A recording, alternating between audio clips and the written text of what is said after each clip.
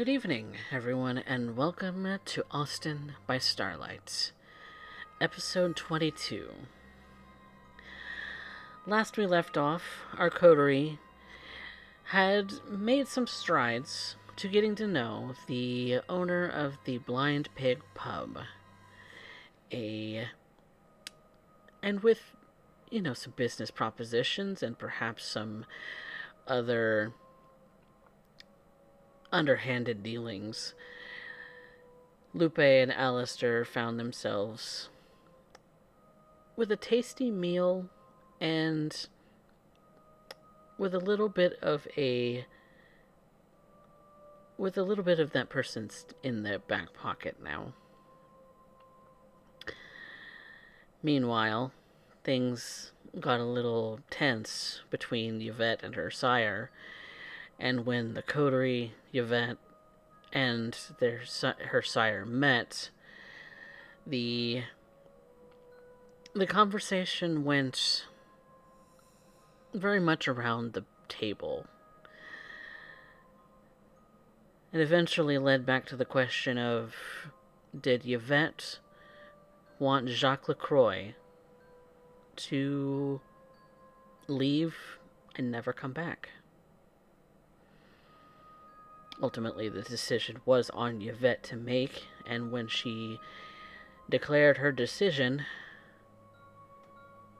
her sire said Yvette Lacroix is no more.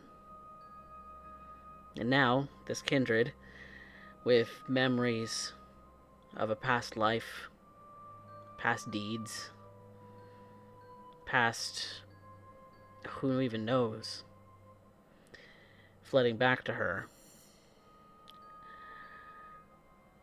she's attempting to make sense of it all.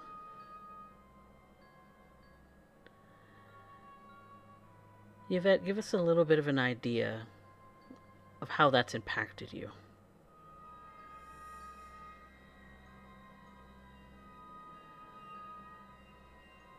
How can I end up explaining it at all?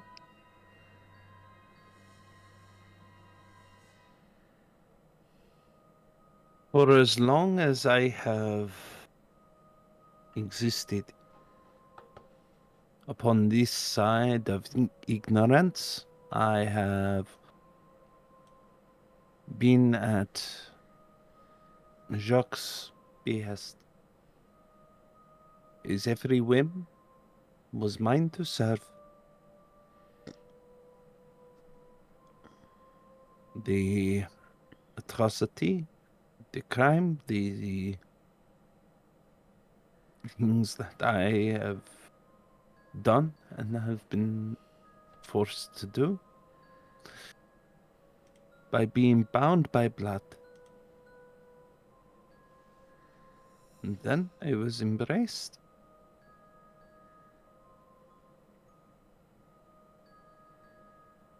So much I have forgotten. And now I am still coming to grips with a life I never knew.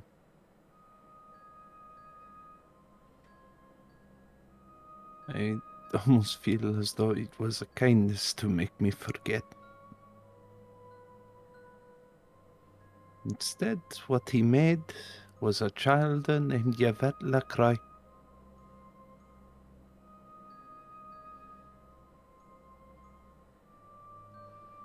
They were mine memories, I know this, but now I am left with a wonder. And then he said, "You are no longer a Lacroix." And yet, for as long as I have known, until that very moment, was simply being Lacroix, what it means to be Ventru. My mannerism, the way I operate in this city, it's just, it is a habit, something that I've been trained to do. So much so that I didn't know much else outside of it. To be an narc was to be something I did not anticipate. I think what I also did not anticipate was there was a comfort, an unspoken thing that Jacques would be there waiting to remove me, take me away from this city.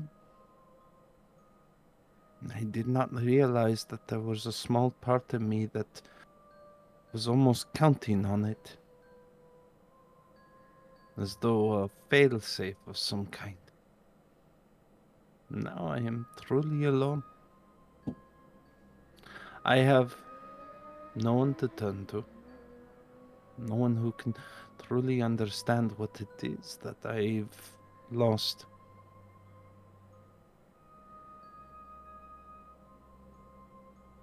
I remember a name beforehand. A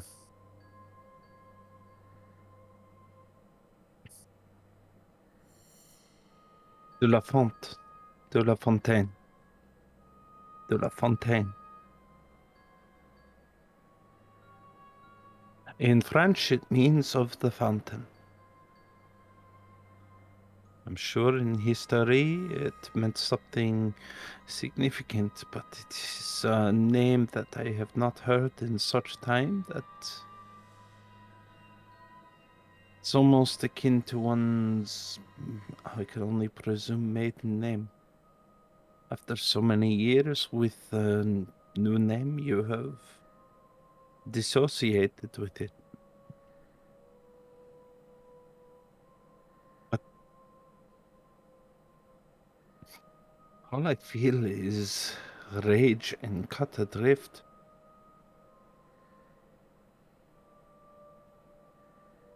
Need to. Je ne sais quoi.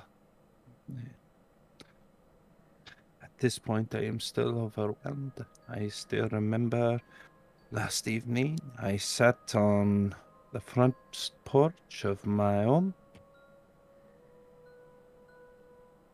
and I was called in.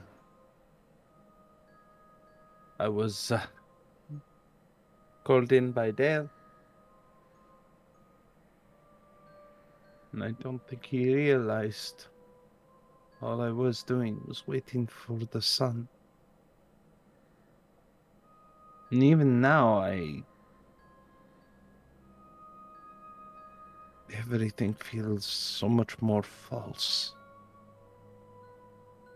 I have memory. I have a name. And yet, why do I feel like I've lost more? Is it still a echo of the bond me and Jacques once shared?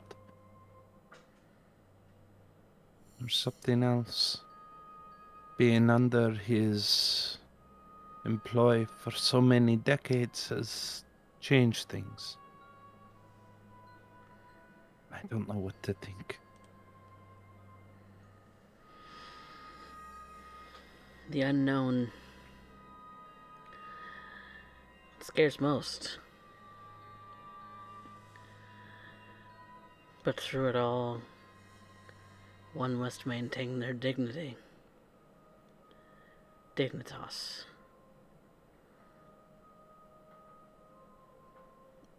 Perhaps another venture might understand.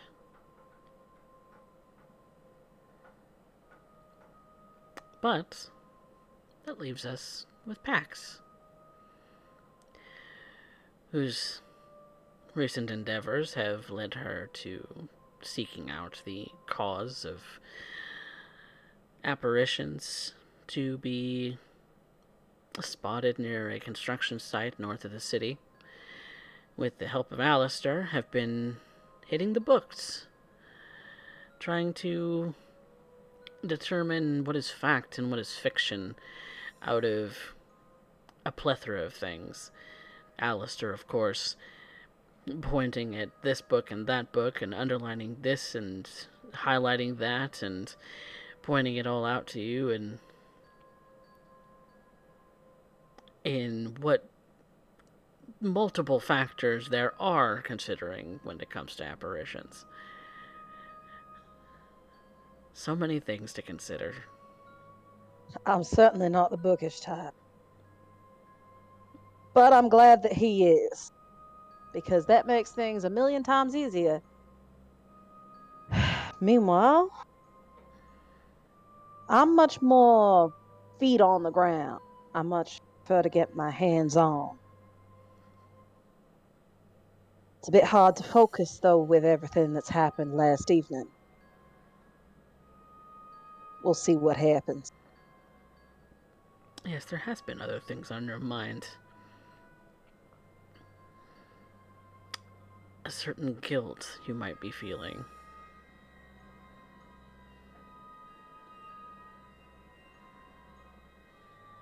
A certain guilt you might be wearing at the moment. Having removed one of her own fingers because someone close to her lost theirs. Isn't that right? That is indeed correct.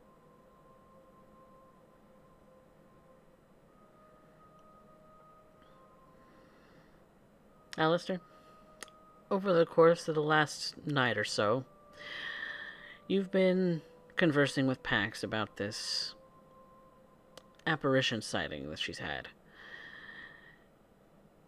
And there are many things to consider, and you point out each and every one of them out of the library that you've accrued, but you can see that her eyes are glazing over in boredom.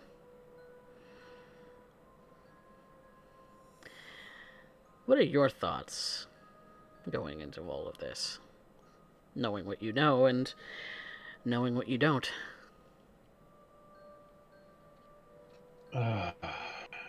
Trying to figure out facts on supernatural is like trying to nail jello. It's frustrating. I can't. For everything I learn, it raises 3 more questions.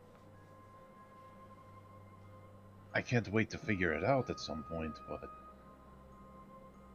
I think we just need to go and check out the place. I'll bring a couple of books to see if we can figure out how to make something show itself. Figure out if we can get a timeline, anything, any kind of more information. We just don't have enough data. We also have to figure out if they're a problem anyways. If they are just wandering spirits and not harming anything, I don't really see a problem. But the thing that's bothering me is we have a coterie mate that is, well, their stoicism has been broken. And I worry if they're going to recover. I think that is probably what's all this work is trying to push away, because I know that they would not want me to interfere. They are very private, but I can't help but worry. I will just keep busy, and when they are ready to join us back, then we will be there I will be there as much as I can. Given you've had a very tense relationship with certain members of your coterie, it's quite an altruistic sort of take on the whole situation, Mr. Knight. Well, I gave up trying to figure out some of them because, quite frankly, you can't quantify it. And they are, at the very least, not dull and boring. I'll have to keep my defenses up around some of them, but But not being able to quantify them definitely annoys you from time to time. Very much so. If it would Anything. only make sense. If only it would all make sense. But alas, this is a world of supernatural creatures where science is baffled and reality always shifting. So, as the three of you wake from your slumber in your respective spaces, I would like each of you to make a rouse check.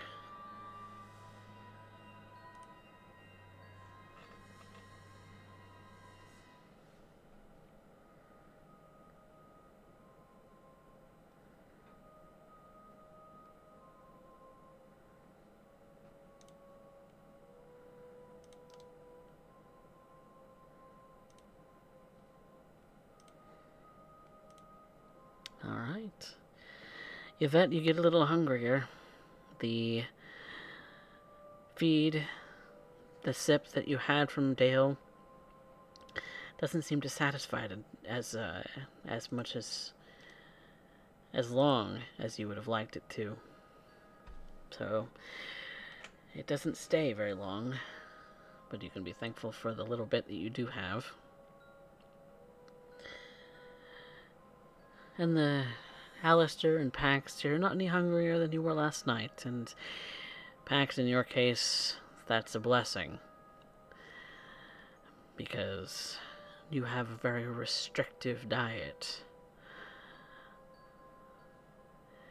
As the number of individuals that you can feed from is extremely low compared to the vast population of the city of Austin. Several million people.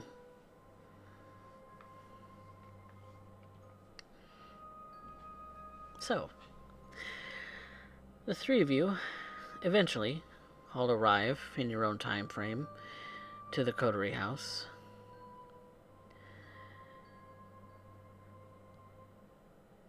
It's a rather calm night, and the lights in the library being always on, as Alistair is always in the books unless he is dutifully doing something otherwise.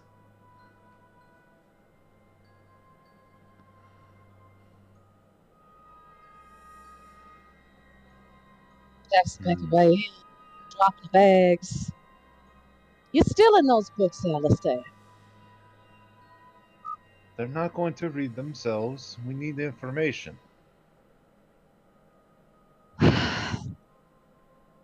There's only a certain amount of information that words can give you. I don't know how to do anything else. Have you ever heard of field research, Alistair? Yes, I was thinking about proposing that tonight. And I'm going to walk out. I'll probably walk out with my head in book. And if I look up, is Pax noticeably injured now? Like, I know she's missing the finger, but like, is there any other physical scrapes or wounds? She's been covered in scrapes and wounds for a little while now, because she hasn't yet healed it all up. You get the feeling that she's Pax. maybe trying to keep it to a more human rate of healing. Okay, Pax, you've been looking rough lately. You need to take care of you. I deal with a lot of humans. If I suddenly heal up, it looks a bit weird. But thanks for the concern, I think. Yes. Okay, I think if we can, we should try to check out and do some exploration around the area and see if we can't kick anything up. Well, I honestly can't think of anything else to do in trying to figure this out. I've read through every article, every historical account. I know the battles, I know the body counts. We just don't know where to start. I've already checked out the graveyard, so I guess it's the Well, I guess we're doing a little B&E, Ooh, fun. I have never done that. construction sites.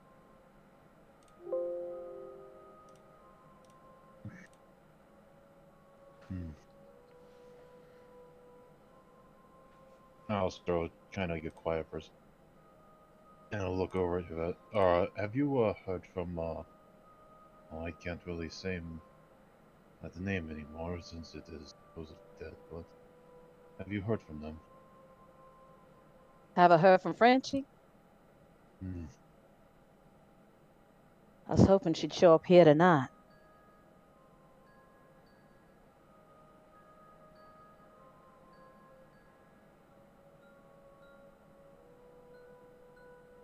I imagine at this point Yvette is currently in her car. Probably pulled up maybe months ago, but she has not exited out. She's just been staring at the coterie house for a moment. Her eyes have been locked upon the case of which she carries so frequently.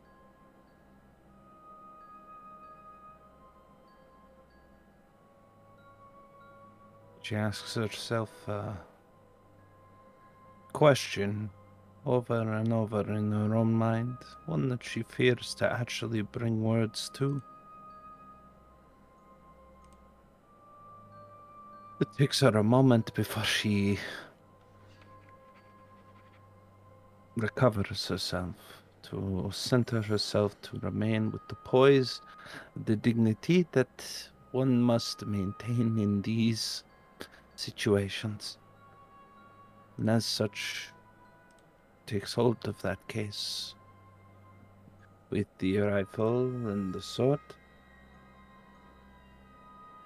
and starts to walk into the coterie house, trying to take it a little slower this evening.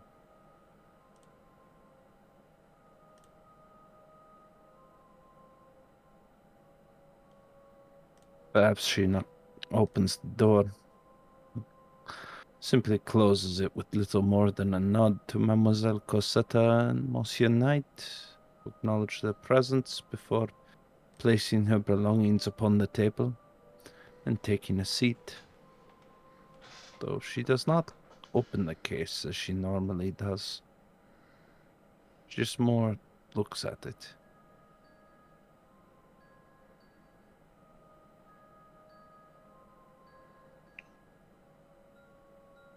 I'll walk over and sit across from her.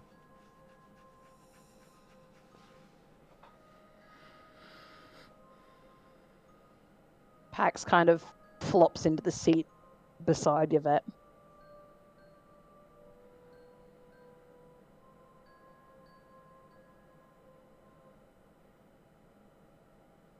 I have placed a call to Monsieur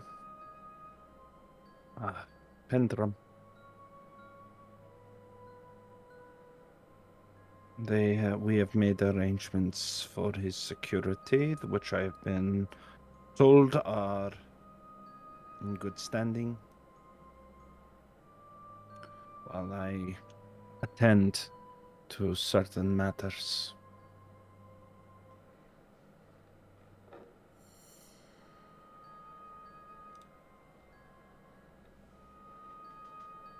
Certain matters.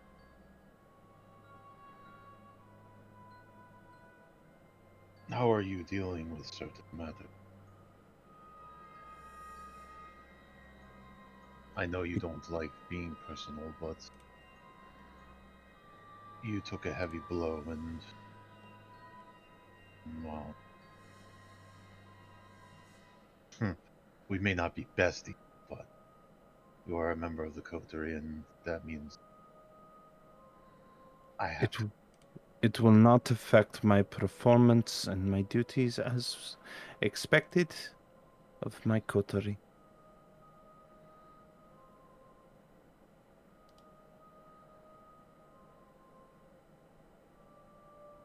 Francie, you know we're not asking you about all this because we think it's going to hamper your duties, right? That is precisely what you are doing. No. No, it's Let, not. let us dispense with the attempts at being personable, and let us discuss the facts. In this exact room, we have 3 individuals who are clinically dead, whose very natures makes them predators, who not only that occurs, but is quite capable of, and well, their own nature has absolutely no qualms about cannibalizing one another. It is through the attempts of grace and civility that allows us to end up interacting with some modicum of capability as to preserve one's humanity. But at this exact moment, Mademoiselle Cosetta, you have your own doubts of my own person, and that is understandably so, given your connections to the Don and where I stand with him and your famille. And yet, if it does not involve the domain, I am willing to end up continuing to turn away from it and allow them to end up organizing as they see fit amongst the mortals. Monsieur Knight, you end up reminding time and time again that I have placed a pistol in between your teeth, and you will end up continuing to do so. But I also remember those who are connected to you, who are akin to a famille, are currently dead by your own hand. Yes. So there is absolutely no reason for me to end up feigning as though that this is some form of personal care. When I end up doing my duties for this coterie, it is pragmatic. I do so in order to assist you in the endeavors that you require in order to end up ensuring this coterie's safety and survival, its prosperity. But I at no point have ever acknowledged nor committed to a friendship which is built on falsehood. You are companions in the evening who I serve. I am And not trying to blow smoke up your ass. that's I don't exactly want what to. you are trying to do, Monsieur Knight. For what reason, I cannot fathom. No, you see things in a completely different way than I do. We will never be able to see each other one for one. But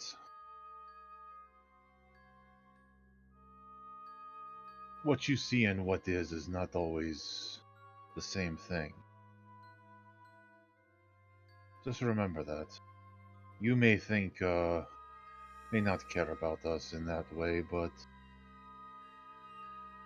I'm trying to hold on to the last bit of my humanity because I do not like where it is taking. I will call it to the nail to hold on to that. You don't Well, think I care? That's fine, but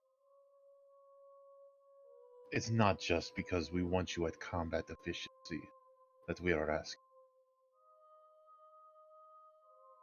as far as I'm concerned, you can bring a horse to water, but you can't make it drink. So, since you want to do business, let's do business.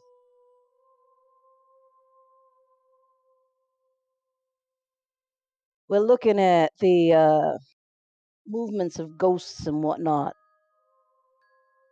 within Baron Kane's domain.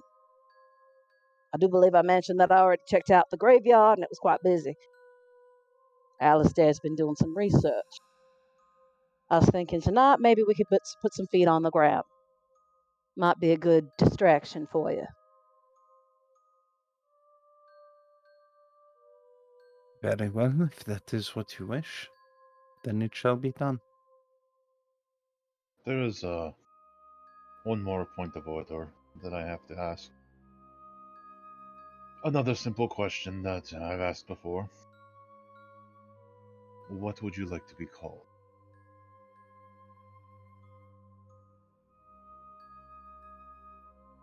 You have constantly referred to me as Yvette. I have not interrupted telling you what to do so otherwise. I realized my mistake a while ago and switched to Miss LaCroix, but that would be an open wound, and I would not wish to throw salt in. What is your preference? What I'm not placating, not trying to garner your good graces, just showing respect where it is due.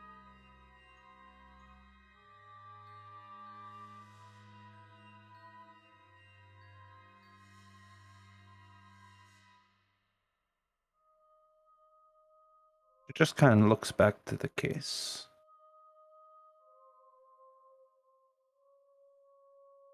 She clips it open and looks at the blade that is currently sheathed, a French infantry sword, back during the Napoleonic era. One that she wears and is well practiced with. She places her hand upon it.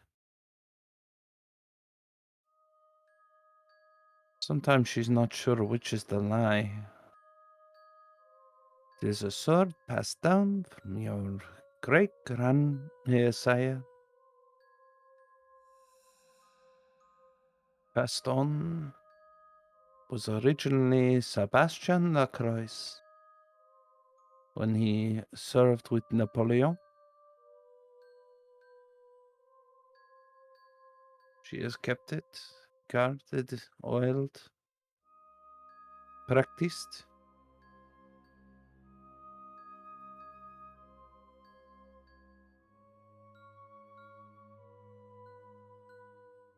She thinks about it for a moment and looks to Monsieur Knight.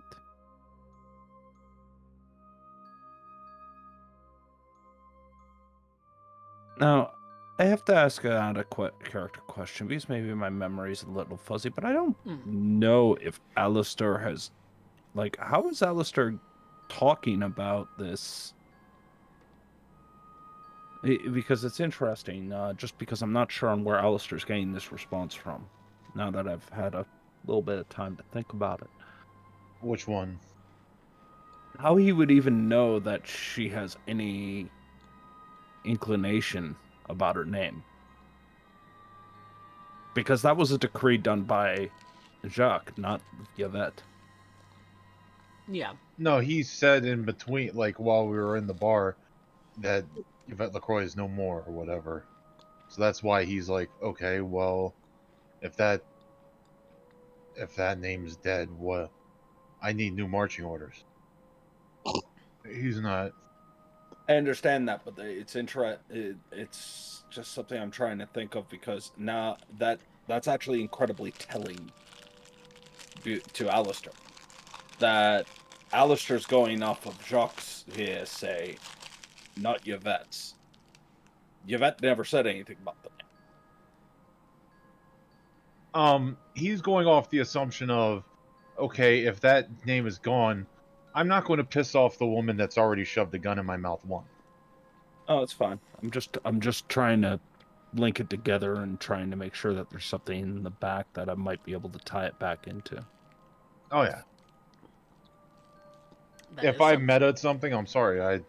I try not to Okay. do that. It's okay. I was just trying to clarify.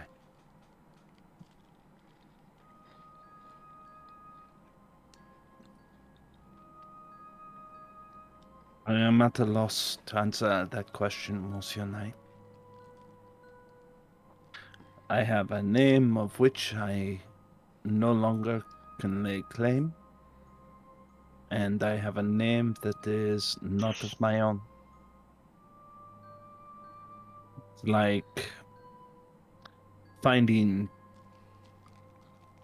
the bib that you wore as a babe. No longer fits or serves purpose. Sounds to me like you have an opportunity in front of you. Yeah, I was about to say, you have a choice that many Einarchs have taken. You can make your own name, build your own legacy. Make Jock look foolish. I need to roll a frenzy check on what Alistair just said. Ooh. Great. Because, ooh. I think you just caught it, right, Coffee? How dare he take Jock's word for this? That's a thought going through your Beats mind right now. I never said I was the smartest person. Yeah. He book smart. He's not very smart. Yes, frenzy check. And I will say it's a difficulty 2. I would like to insight this as well. Are you going to insight Yvette? Yeah. I want to see where she's standing. Okay. You pass the frenzy check, just barely. Yvette Barely also on 8 dice. make a composure and subterfuge. Yvette and Pax wits insight. Insight.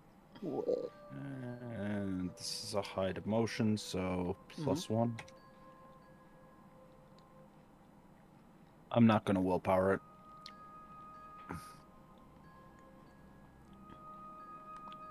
The roll still isn't showing up for me for some reason.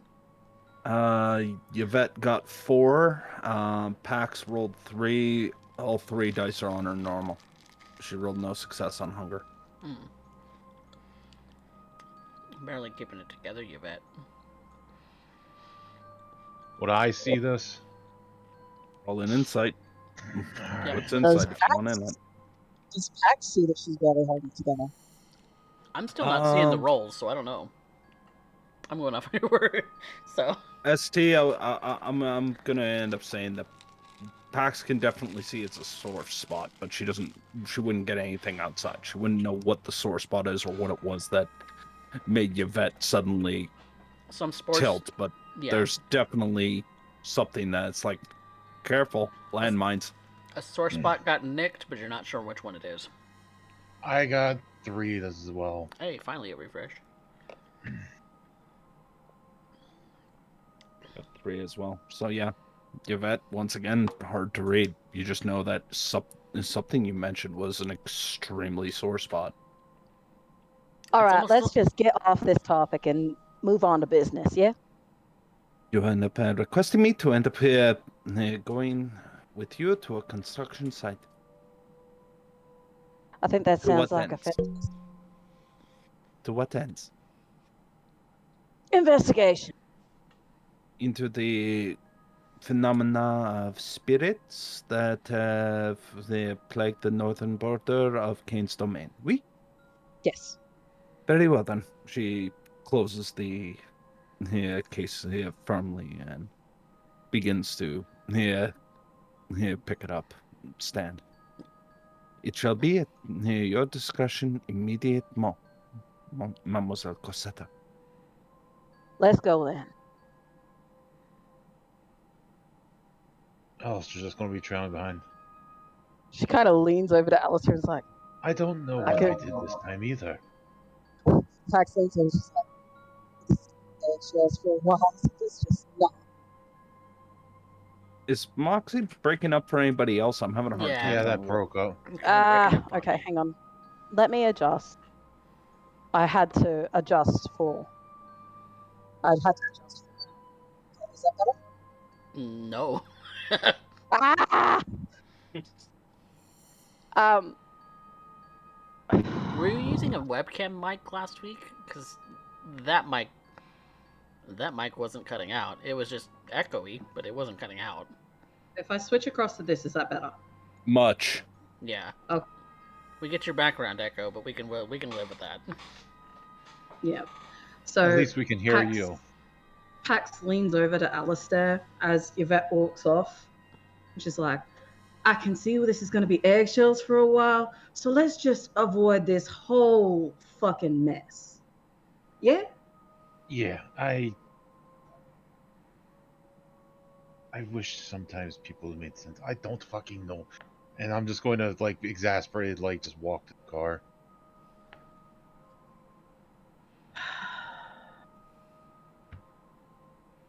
Business. Fucking business. So, is everyone hopping into the same car? Yes, because Yvette is not going to end up putting her car on record in anything involving illegal activity. Fair enough. Pax just gestures for them to get into her car. She'll drive. It's fine. Yvette will end up taking the back seat. More so to keep herself at safety distance. Better to have Seeing a seat that between you and Alistair would, Alistair. Yeah, Alistair will take the front seat and pray he doesn't get shot in the back. One can only hope that it stays at that if it escalates at all. Yeah. Meanwhile, Pax is currently thinking, why am I suddenly reminded of the scene of leave the gun, take the cannoli?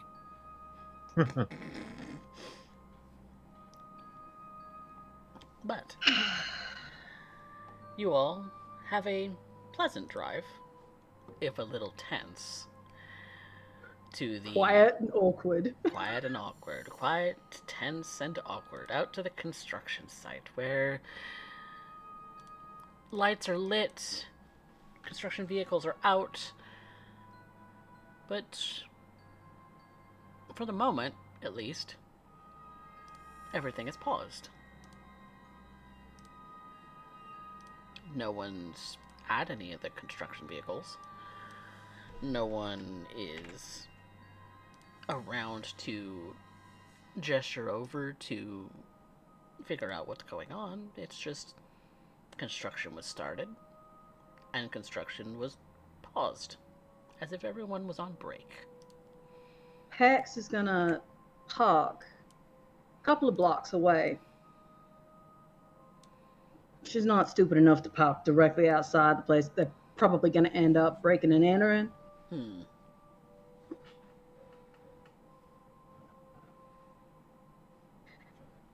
And when she gets out of the car, she's gonna focus the blood to her eyes and use sense the unseen. Go ahead and roll me a wits and aspects. What's what specs? Or resolve. I would think like it's to- resolve. Resolve. I don't remember which. I would like to do the same. Go for it. If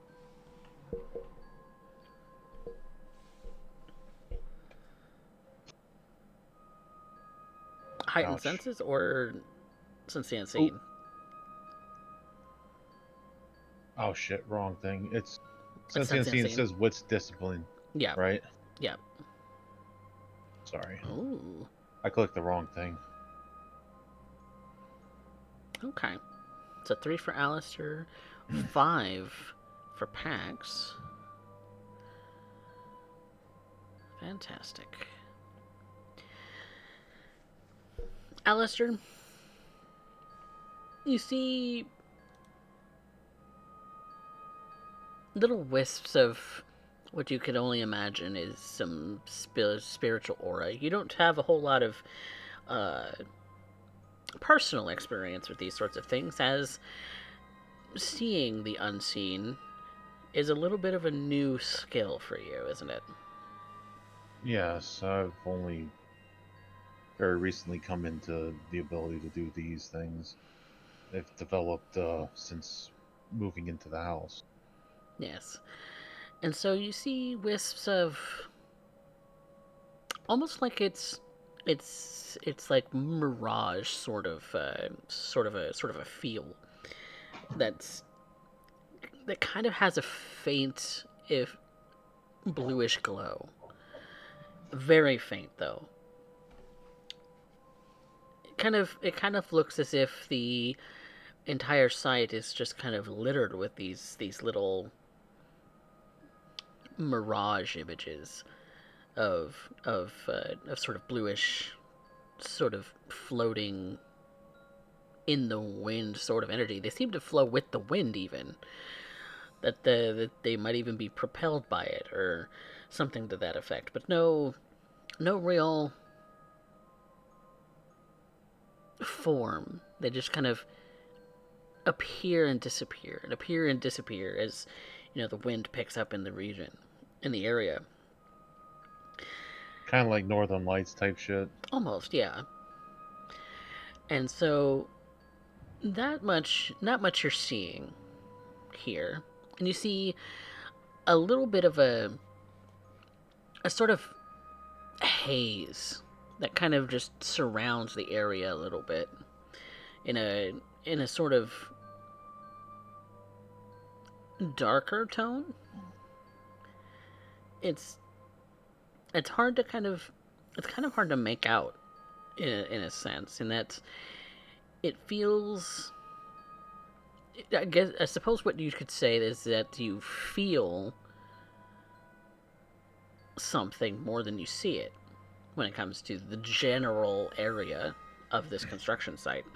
You see in the regular, the real world, the mundane world as it were, that a lot of the trenches for building roads have been dug. A lot of it has been kind of carved into and kind of flattened. A lot of the sort of initial work before pouring any concrete or asphalt has been done. The strange thing about it is that the concrete laying has paused more or less halfway through this particular region. This sort of length of what would be a bypass highway has some concrete laid in. That's it. But miles of trenches have already been dug, and it's as if things are just not continuing. There are, of course, no real sort of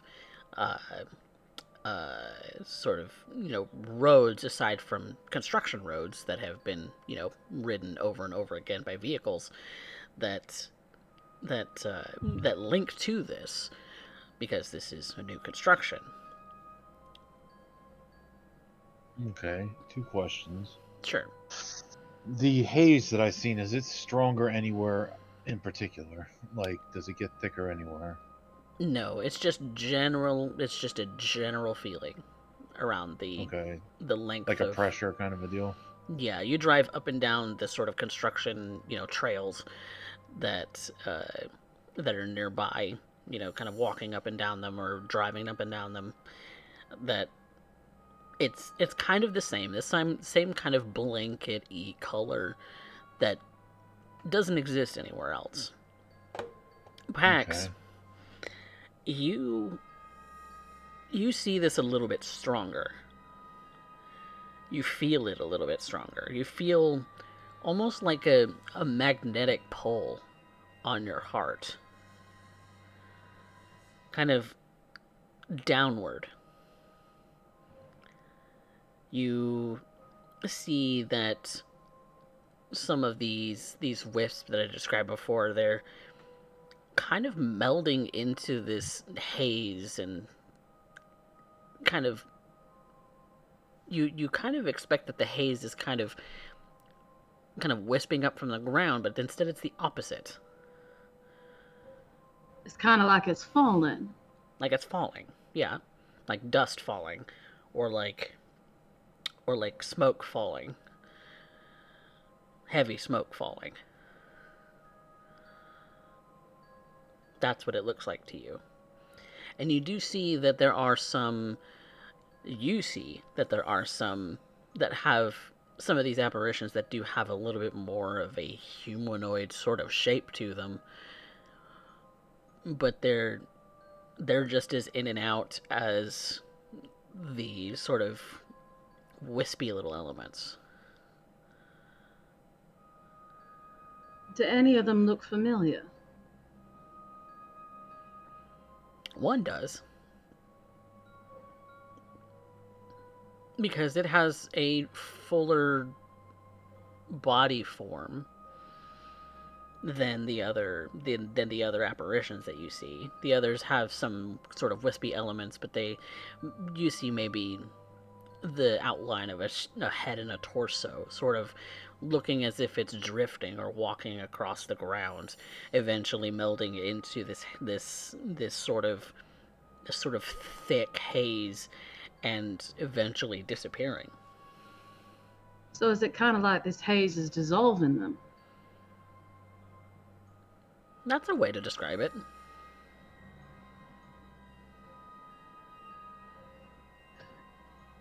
You see Pax raises her hand up and she kind of gestures following one of the wisps with her hand as it moves into the haze, and then she drops her hand as it disappears.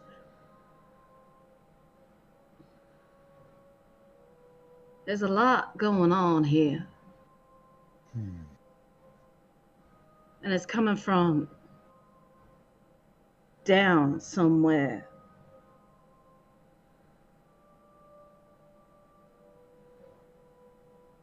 Alistair, Can based on that, sorry. you do know that most ley lines, when it comes to the world, are buried underground when it comes to their original source. I would inform Pax of this. Can I make a general investigation around to see if I can pick up any kind of sense of where maybe everybody would be, or like if there is a way down, maybe some sewers or anything that we can To get lower. Okay. Yeah. Do a wits or resolve and tell me which one, because that will determine how long you're taking. I'll do a resolve because I'm not in a hurry. Okay. So this is going to take better part of an hour or more for you to investigate.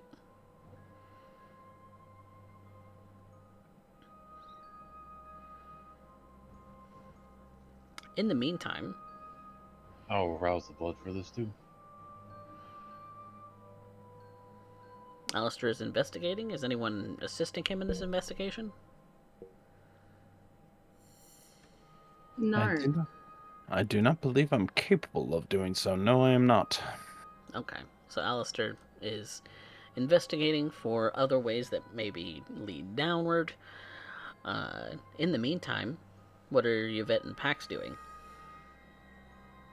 Pax is going to go towards that familiar figure as much as she can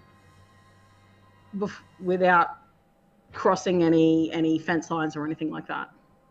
Okay. It is kind of doing that sort of floating walk that it does to approach the site.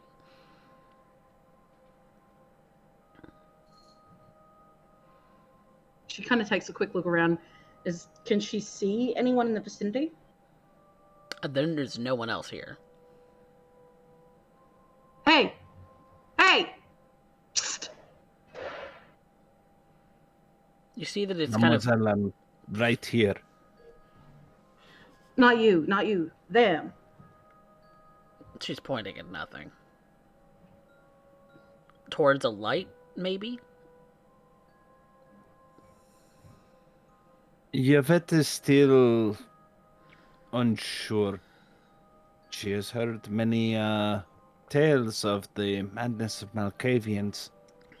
She may be a little suspicious, but will play along for the time being. Who knows? She might be just a little cuckoo. But Pax, you see the formless face sort of turn toward you. What are you doing here? Walking. Towards that. She kind of points in the general direction she's feeling that pull towards. Yes. You feel it too.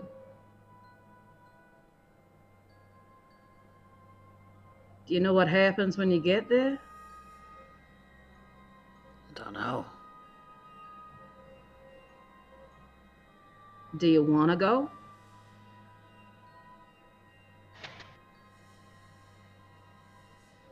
Yeah. Don't you? Why?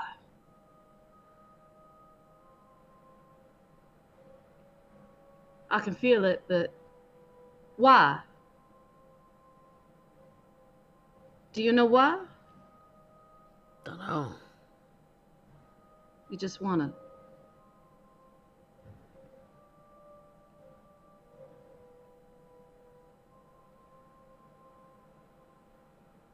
Yvette, it's pulling things towards it.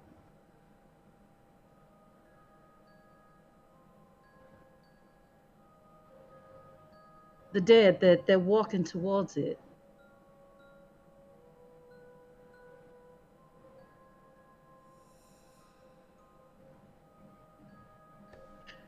Yvette, Hernandez. Yvette, roll me a wits and insight right now.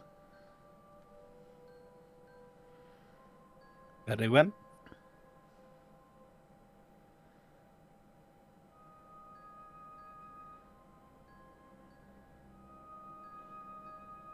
You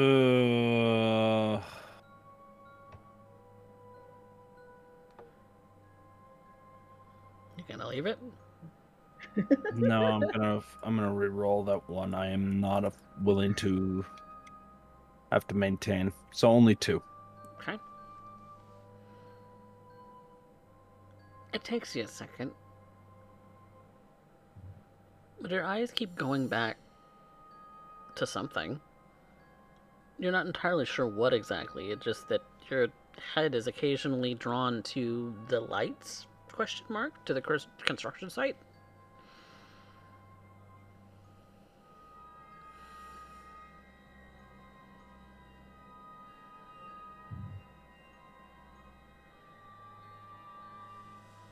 Something keeps drawing your gaze back there.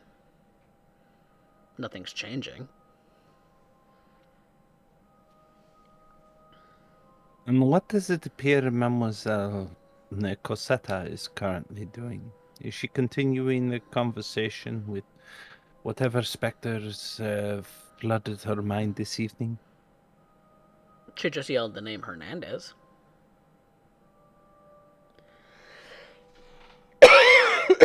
Hernandez, where are you buried? Where's your body?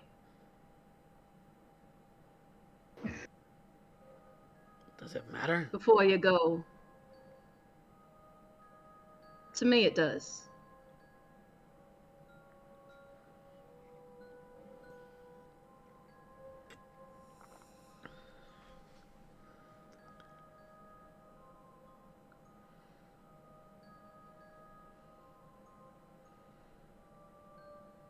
Basilica. Basilica.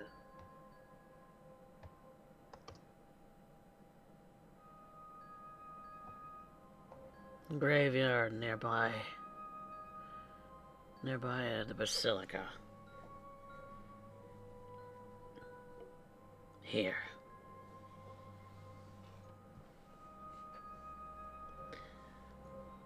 I'll pay it a visit.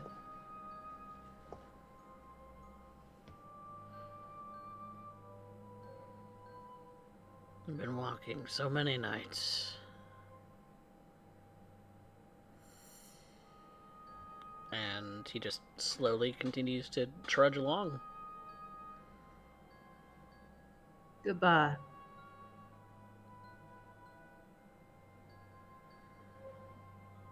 Adios.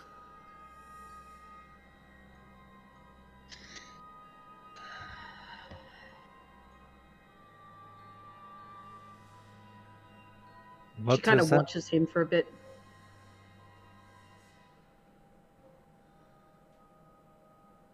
Sorry, what was that, Yvette? I was going to end up asking you, what was that all about?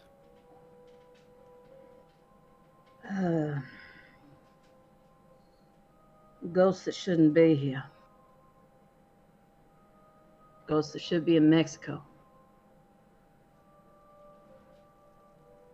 I guess we should not be so surprised. After all, we work with dead people. They don't stay in their graves either. He said he's buried in the graveyard near Basilica. You spoke his name as though you're familiar with him. Yeah, I met him before.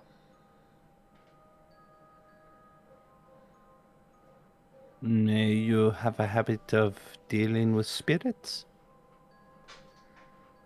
Well, I did investigate graveyard, and I did come across some spirits there. And that same spirit is now here? Yeah. Like I said, they've been drawn here. Well, she looks to the construction site. Pardon if this seems more in movies, but it would seem that at this exact time, she gestures towards it, that may be the best place to start. It's the thing that has changed. Oui? These events Yeah, have it only been is. recent. Seems only fitting to investigate that which has changed, or what it may have changed. That sounds like an idea. It's either that or I start going to discuss with the Nosferatu. Yeah. Alistair, that's about when you find that there is sort of nearby underground sewer lines that are, meant for the maintenance and things of uh, people to be able to go through to be able to perform maintenance. It's kind of leads. It's one of the it kind of leads toward the river a little bit, except that uh, it's not like a manhole cover. It's an actual sort of large drainage pipe. Okay. That we could just walk through. One that you would likely see near the river that would drain out into the river Hmm. in the case of flooding and things like that. But you're a little ways away from the actual river. I'll I'll text Pax I found access to go underground. Nothing else really jumped out at me around the construction site. Is Alistair still in eyesight? Um, it's pretty. The construction site itself is pretty brightly lit, but he's kind of gone off into the dark.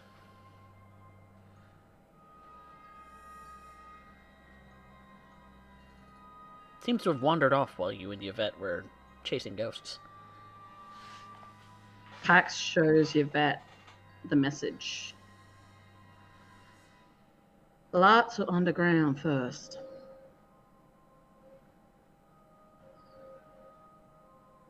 You're muted. If that is what you wish, then that shall be done. She lowers her head. Perhaps you note she keeps it lowered perhaps a second longer than she normally would. Frenchie is starting to freak me out.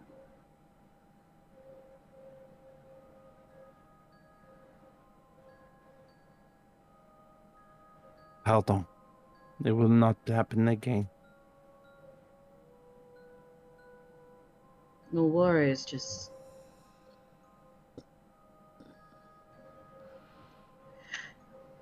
you're still you, regardless. She sends a message through to Alistair saying, let's go over towards the lights first.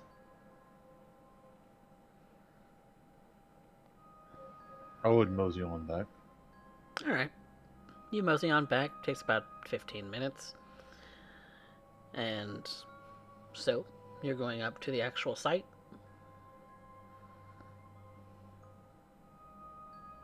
Yeah. Okay. So I would like everyone who is going to be jumping the fence to, well, there's not really a fence. There's more of a concrete sort of slab wall to jump, but it kind of gets you into the more bright light sort of circumstance. So make me a dexterity stealth.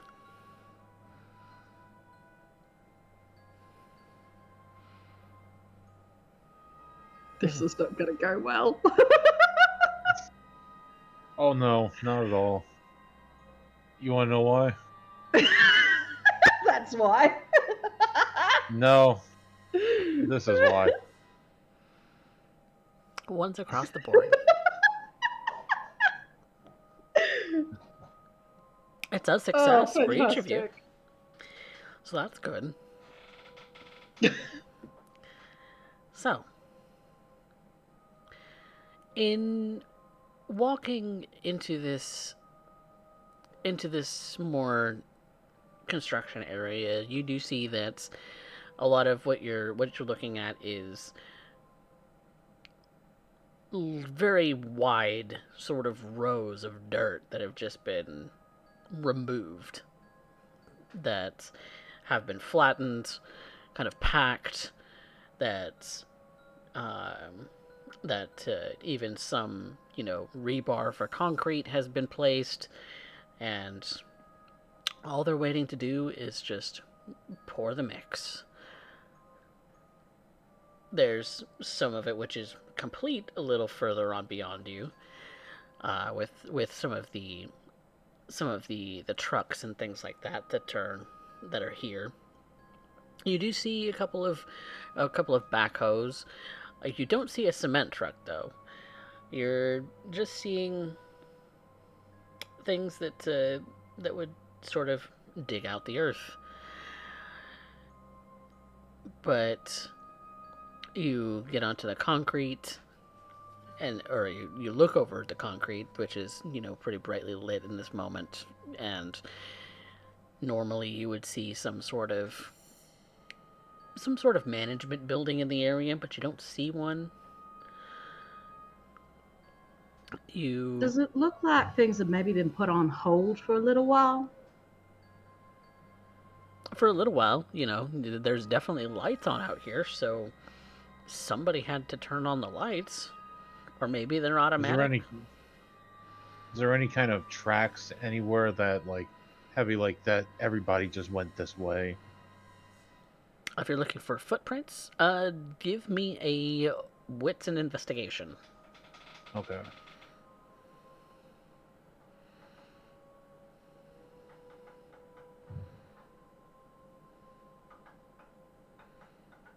Three.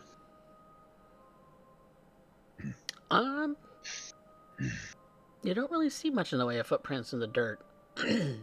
Any footprints that probably were here have probably been, since blown away, or, have been, packed in other days where they have done some construction work. But as far as who's been here tonight and when, you're seeing very little.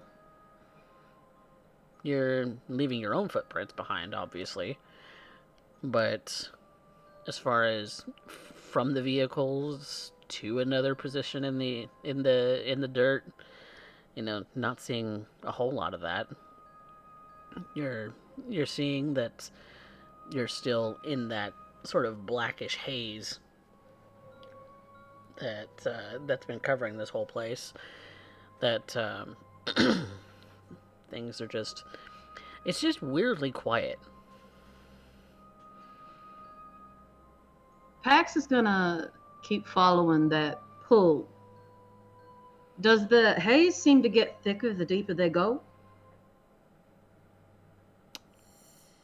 On the surface level, no.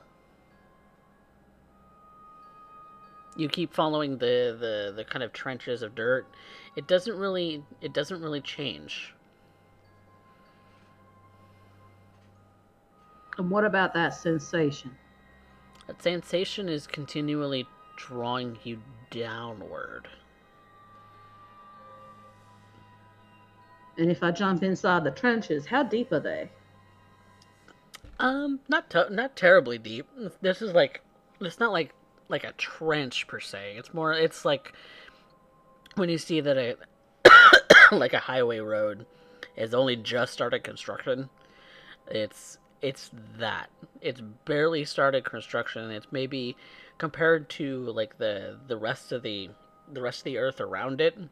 It's probably 4 or 5 feet deep. Um, but it's wide, like 5 lane highway wide on both sides, because you see that there's like this sort of divider in between them.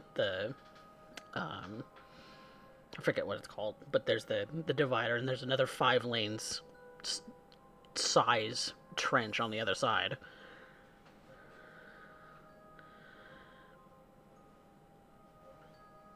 Do either of you see anything up here?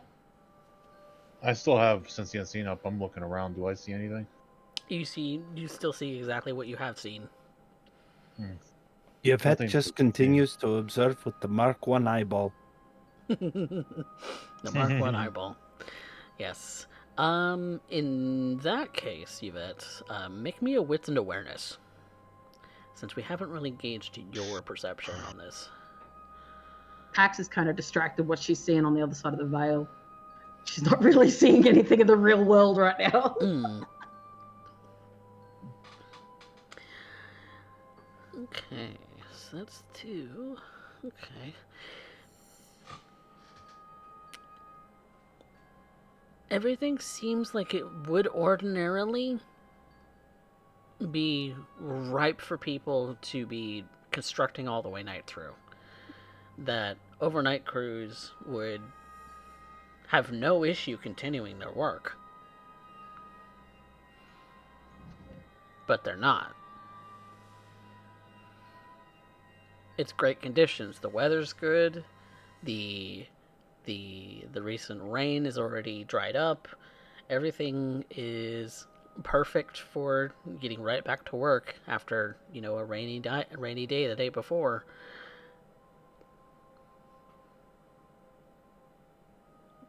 Maybe it's legal. Maybe it's legislative that's keeping them from doing their work. Maybe it's a workers' strike of some kind. But somebody would be here, right? But there's not.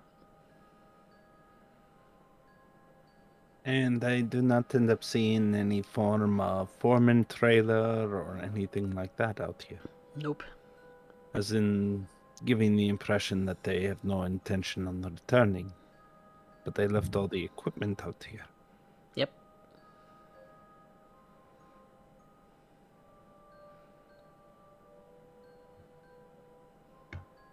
I will continue to go in a little deeper. I'm specifically looking for signs. Now, there's a few things that immediately come to mind. First off was that pull you described. So I may continue to follow in general to that direction. But I am also looking for signs that this place has been in operation, as clearly this is unusual. I wish to end up doing so, however, still within action range of my coterie to maintain their safety, as that is the primary concern I have in this locale. Pax is actually going to stay rather close to Yvette. She can't see anything of use, so might as well. Okay. So you all start to investigate, deeper into where the equipment, the big construction equipment is. You see signs that things have been used, and are ready to be used once more. As you kind of look close, you don't see any damage or anything like that to the equipment, not anything obvious anyway. And you kind of get closer, and you, maybe judging from first glance, there doesn't seem to be anything wrong with the equipment. So that's what you can go off of. Maybe if they were running low on fuel, certainly there would be something around here that would be able to assist them with that. But with there being no foreman's trailer to kind of supervise the work like that has been moved away, you do see tracks where eventually through the course of this, you do see tracks where a truck had pulled potentially a trailer away from the site, because it's the tracks of a truck big enough that would pull a like a foreman's trailer, like a mobile home. Mm-mm. Hey, Alistair, when you were doing your research, did you spot anything about any accidents happening around the construction site? Do I remember this? That's because you do know that there have been troubles in getting the construction approved, kind of legislative and legal and everything else like that. As far as accidents go, make me, because that would be a newspaper article you probably, or online article you would have found. So, make me a intelligence and resolve to recall. Okay.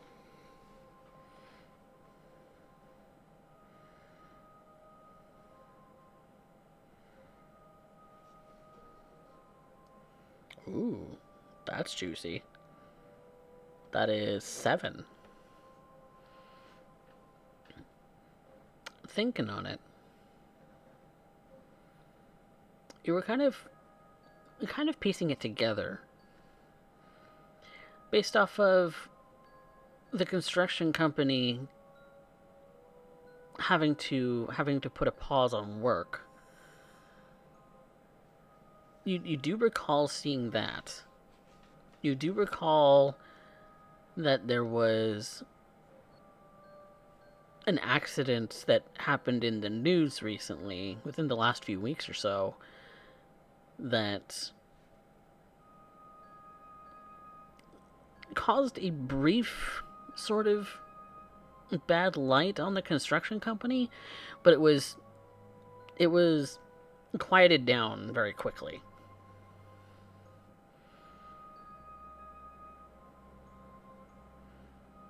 That there may have been, there may have been an accident, but whatever happened legally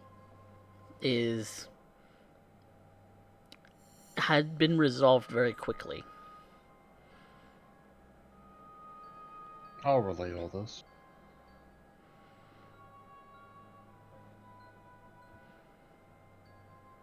But the time frame does match up, that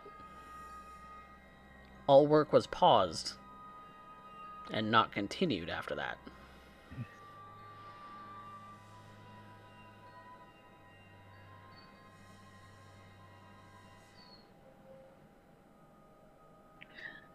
Pax is going to take a seat in the dirt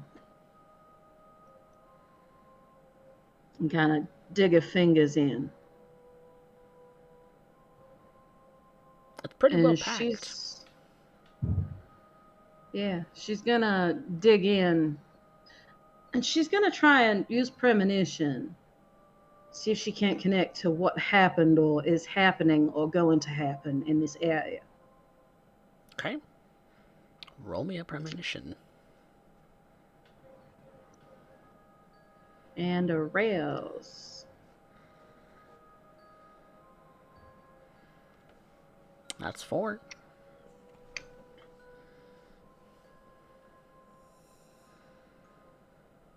You connect with the soil, taking it in your hands and kind of play with it in your fingers a little bit, kind of letting your vision fall into that inky blackness that you somewhat see around you, and what usually encapsulates your mind when you open your mind to that which is unknown.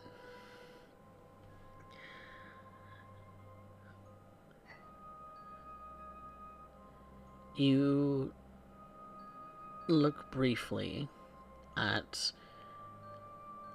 the sort of lights that sort of pinpoint moments.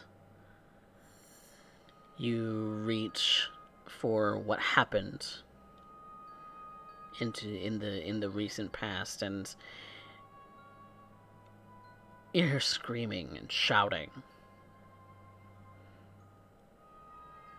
Muffled voices, sort of a cacophony of orders being shouted and people being rushed. You don't see any vivid sort of pictures. You just have emotions just sort of whizzing by you. Adrenaline, energy, anger, frustration, pain.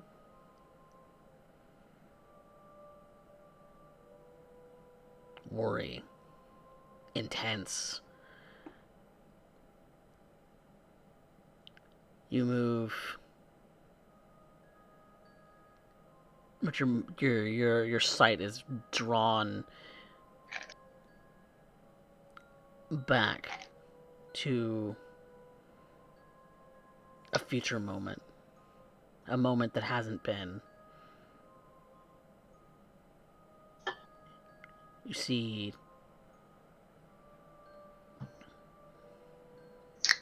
just a feeling of run. And you're snapped back to reality as it seems an engine has started.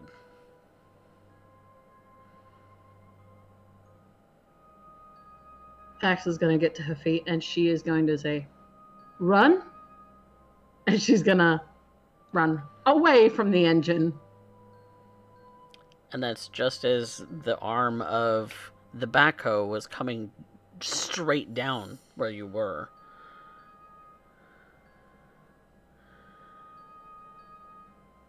Is there anybody in the seat?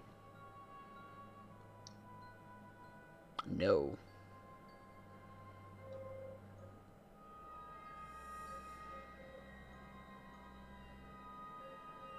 I'm going to go over to the... climb up and try to investigate and shut it down. You see a form. It is not a form that you have seen very many of. It's sort of amorphous and sort of blue energy sort of amalgamation. And I'm going to have to look something up. So we're going to take a quick break. So Okay. we'll be right back, everybody. So we'll be right back. I pushed the ghost button, y'all.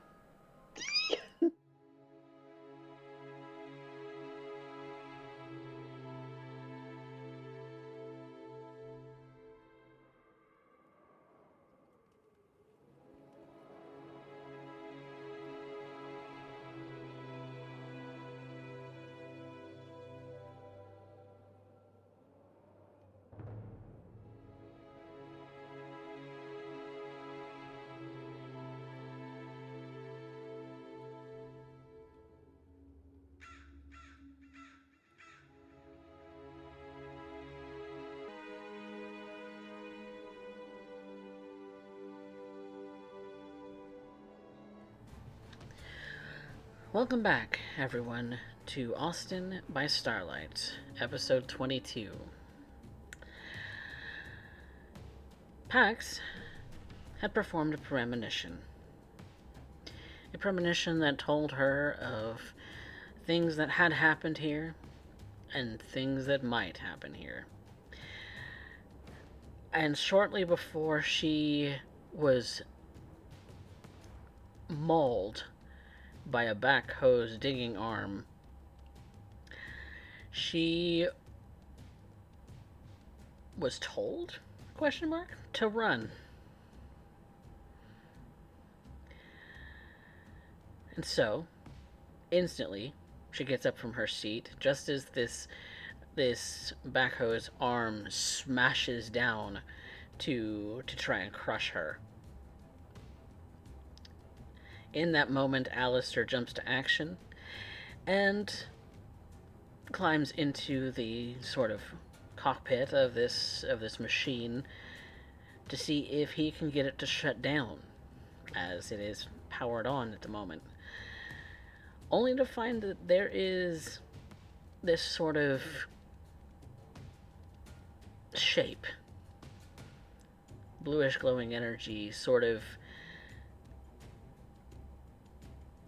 previously unseen but now seen sort of visage that just, with almost featureless face, just sort of seems to scream. High-pitched shrieking noise.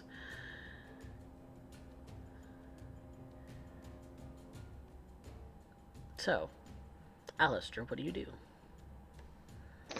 Right, that's not normal. Do I see keys in this? It'll be a quick look around because you really don't have a whole lot of time to act.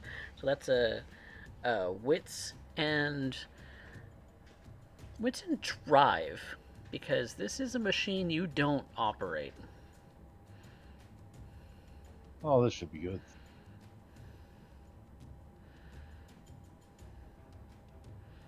Last I checked, you were not a construction person. Well, that's 2 successes. You kind of I look. played with Tonka trucks when I was younger. Yeah, Tonka Trunks didn't let you on the inside of the machine, though. That's true. So you look in some of the more obvious places that keys should be on a vehicle, and you're seeing an ignition, but no keys in it. I don't suppose that you would want to talk about this. I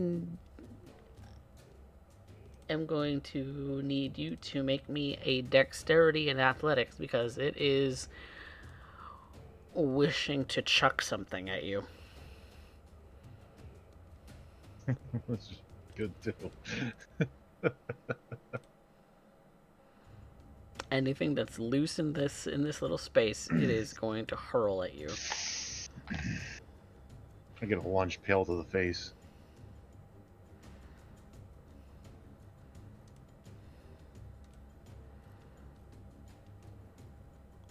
Yeah, that is it somehow a sort of, with enough force, it seems, to kind of rip some of the gadgets and things like that off of the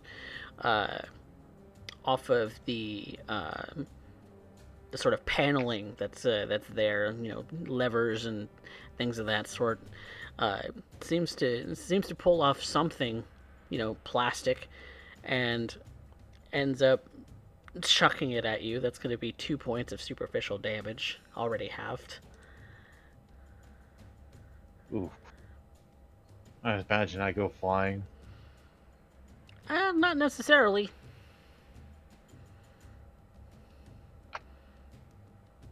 You just get Right, I don't think smacked it right in wants the to face. talk. I think we should run. And I'm going to take off towards the underground area that I saw.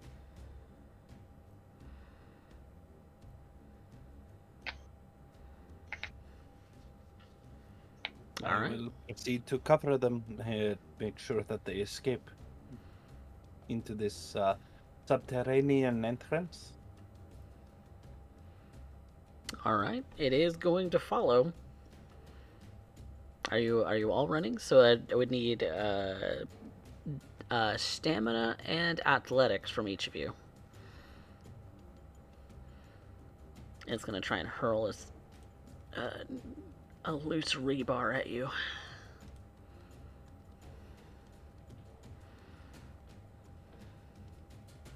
Oof.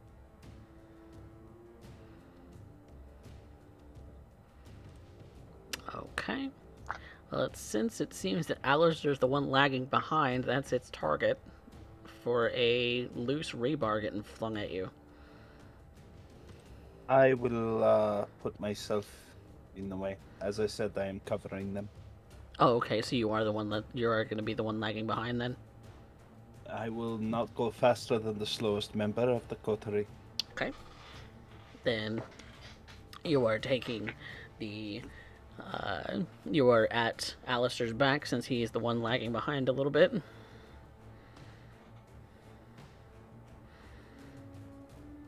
I will rouse the blood for rousing toughness. Okay. Toughness it is. And you can make me to. Are you choosing to withstand damage or are you choosing to dodge damage? I will. If I dodge damage, that will then transfer it to Alistair, would it not? Potentially. Then I will not. I will absorb the brunt of it. Okay. Then, with no dodge maneuvers by either of you, then that would be this this rebar just kind of shoots through the air, almost like it's like a thrown spear of some kind. Yvette, you can see that it's coming, and so you force the blood of the Ventru to become that stalwart physical wall that that the blood demands of you. And so it would normally be 3 points of superficial damage. That is reduced by your fortitude and then halved. What is your fortitude? What? Okay, so it's reduced to just 1 superficial damage. We. All right. It just seems to kind of make a bit of a scrape against your skin, but doesn't pierce you, and is instead deflected off. But it is that Ventru fortitude that you can thank that causes very little damage, and so you see that it's kind of taken a little bit more of a rigid shape in doing this. That it's just screaming that it has legs and arms and a head now. It's more than just a glowing sort of figment. It's visible to you now, Yvette.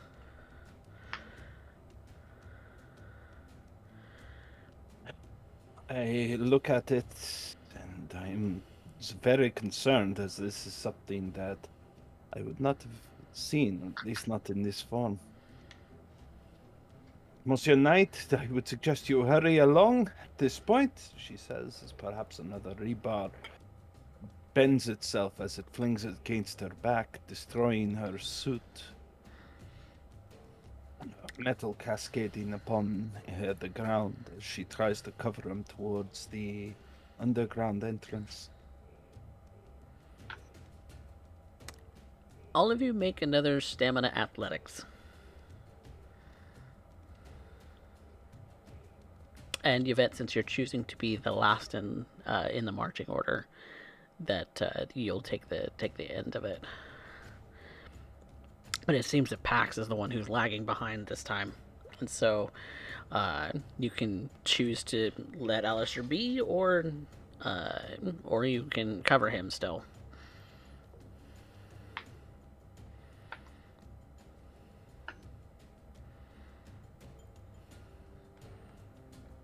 It would be Mademoiselle Cosetta who is lagging behind me.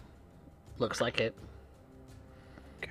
I believe that is a botch failure with the 1 in the hunger dice. Yes, that is. That So is. So what has become of Mademoiselle Cosetta? She seems to have tripped over some rebar. I will try and pick her up and pull her towards what we hope is an exit, or at the very least some means of safety. Okay. Covering her as I must. Coffee, how corporeal has this thing become? It's very corporeal now. You don't need Since the Unseen to see it anymore. Pax is going to pull her gun out as she's running. Okay. And she's just going to fire a wild shot back at it. Okay. For you, that is going to be a composure and firearms. And it will make a dexterity athletics to dodge. Firearms, composure.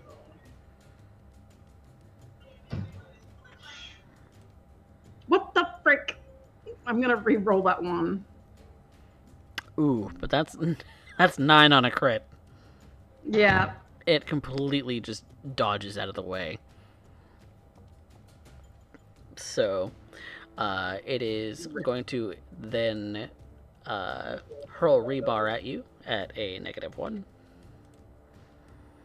Woo. I'd like to try and jump out of the way of that. You can either do that or allow Yvette to take the damage instead. No, she's going to try and get out of the way of it. She's not going to try and have Yvette take any more. Okay. Then dexterity athletics. -1. Go. Because you have acted already once this turn.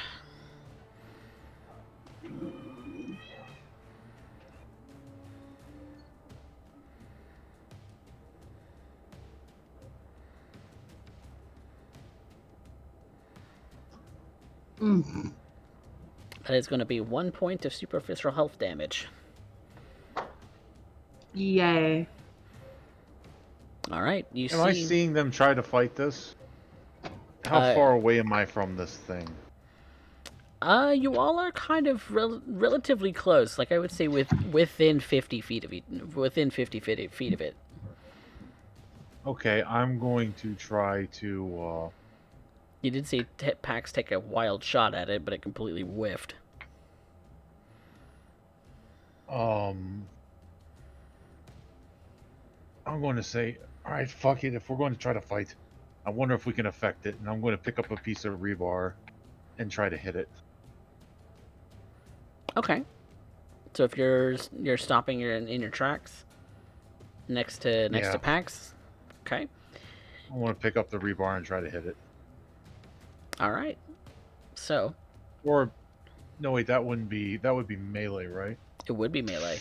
I'm just going to technically, I believe it would be in athletics because it's a thrown weapon, wouldn't it? Oh, you could throw it at him. It could be athletics. Strength athletics? With that? Yep, strength or dexterity. Your choice. Okay, I will try to spear it back then. All right. You know, one good turn deserves another. Try and spear it back. I doubt this is going to work, but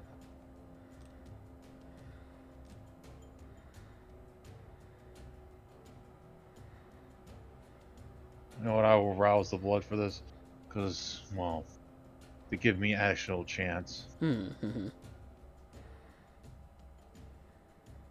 Ooh. Yeah. Yeah, it the rebar, you fling it towards this thing like it's been doing to you. Well, telepathically anyway. It's using some sort of telekinesis because it doesn't actually pick up the rebar. It just screams, and these things just seem to fling at you. And it's making a big old show of it too. And so you take one piece of rebar in your hand and fling it right back. And you catch it in the shoulder, and it screams like it's been hit.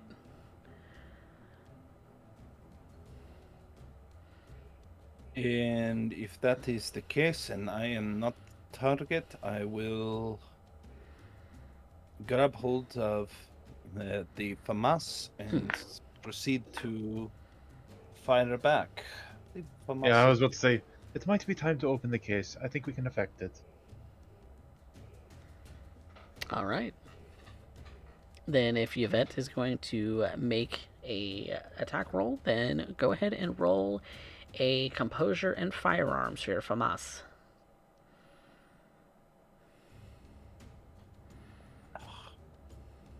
Oh, let's see on what happens first. Let's see what their roll is. Now they should be at a -2 at this point. Yes. I Ooh. will willpower that. it got a 1. It's also got a willpower. Oh my dark dice, of course. Oh no. Why do I hope? Well, it only got 2, so you're at 3. Yeah. So it got 2. That's 1 plus 3. I don't know how it receives damage, but that's 4. Much like any other undead, it's halved. Yeah.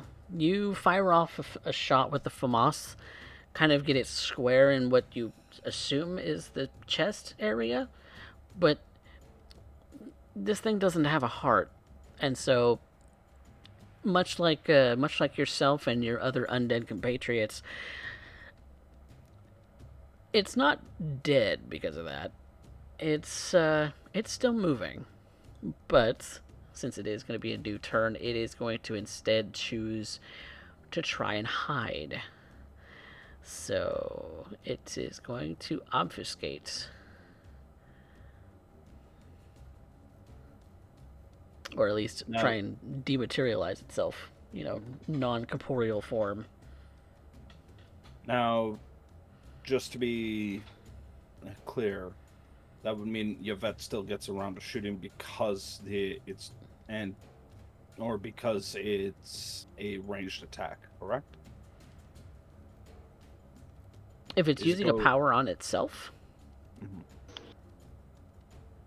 I guess those would happen simultaneously. Then. It would be simultaneous. So I'm going to count it as a stealth check versus your firearms to see which actually hits first. And me and Pax still have our sentient scenes up. Can we still see this thing even if it tries to go invisible? You can still see it, but whether or not you can affect it after it goes invisible is another thing. You'll have to try. Okay. But Yvette's action is declared shooting. Yep, she has declared that she is shooting.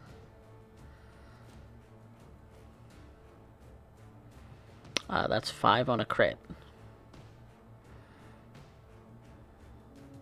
Oh, but that's 6. Alright, well, you land a smidgen of damage. A smidgen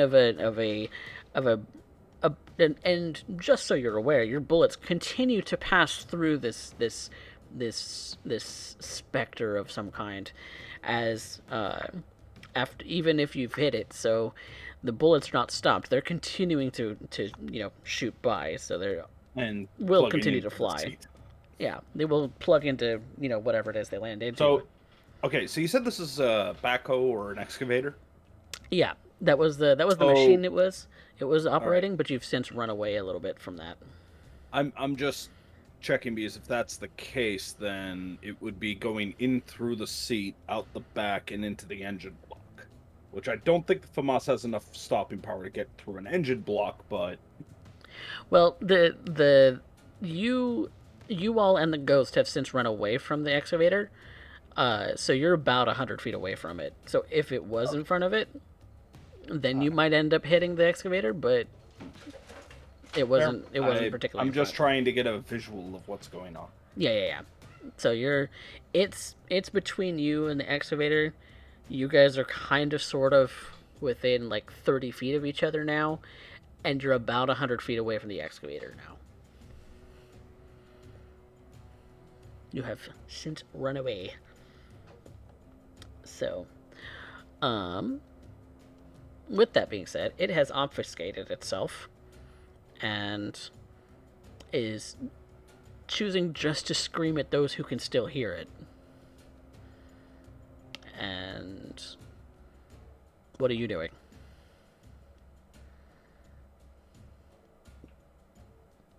I'll chuck another piece of rebar. All right. Could be a dexterity and athletics. I can't do strength again. Or strength, your choice. Well, it's one more dice. It's not huge, but I need every little bit I can help. I'm not a physical boy. You can still see it, but it doesn't bother to move. It just kind of goes straight on through.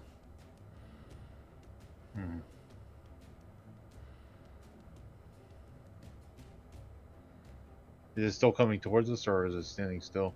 No, it's stopped moving now. Guys, we need to keep moving. If we don't keep moving, it'll catch us. Alright, I'm okay with this, and I'll take off running. Okay. So you all are running now? Trax is gonna run. All right.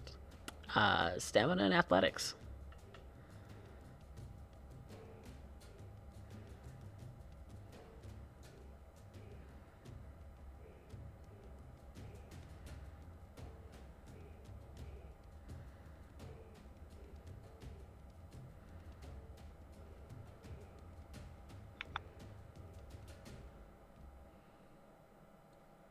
And Yvette?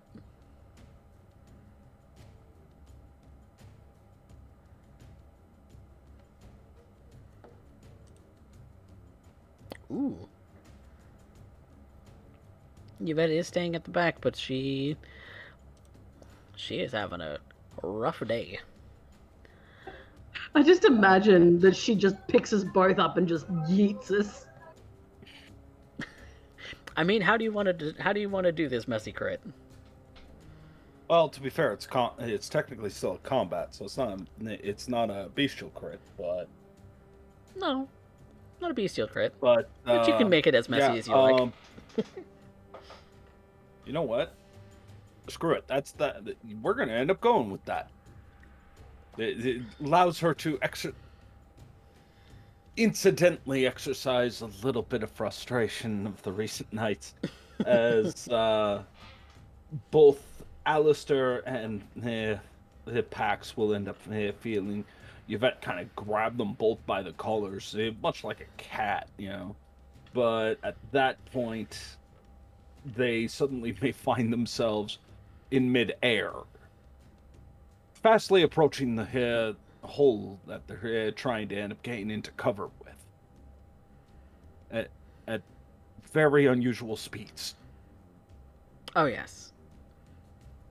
She full on just chucks you both with both hands, just underhandedly, and throws you both because you both had the same roll, so you were going at the same speeds.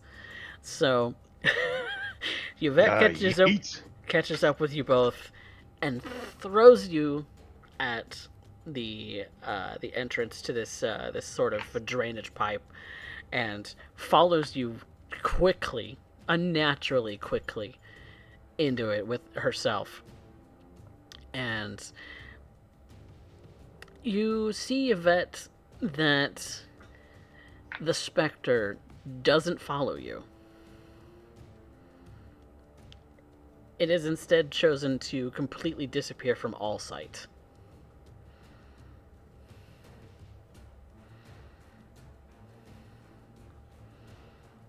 But you are in this drainage pipe.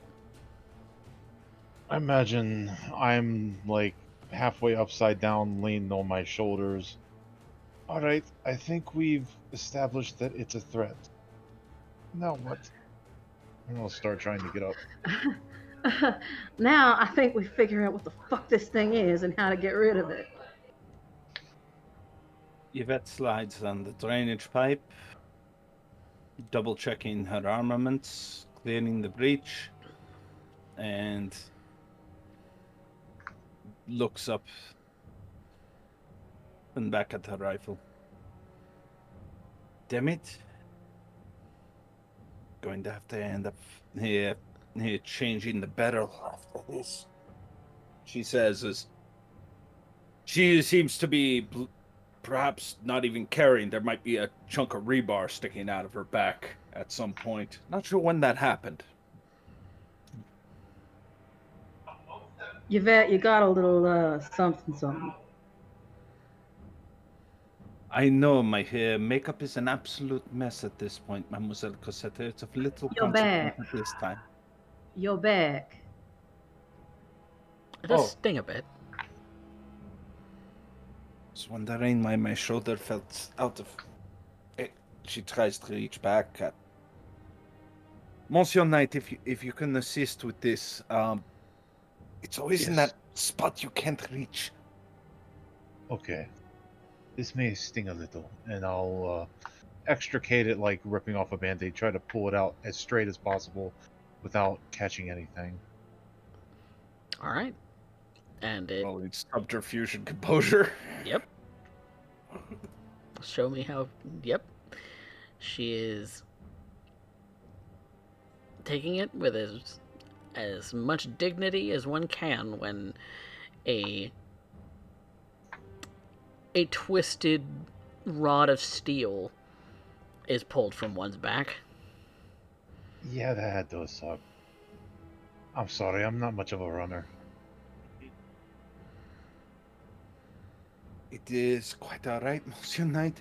This is what I am here for. Oof. It's appreciated. While this is happening, I would like to rouse to heal a point of damage. Okay. If you would like to, those who would want to can rouse to heal some damage if they would like. Yvette will not. She does not want to risk the hunger unless absolutely necessary. Yeah, I will save just in case. You're getting hungrier, Cassette. Oh, Yvette, that little drizzle of vitae that's only barely seeping out of that wound in her back.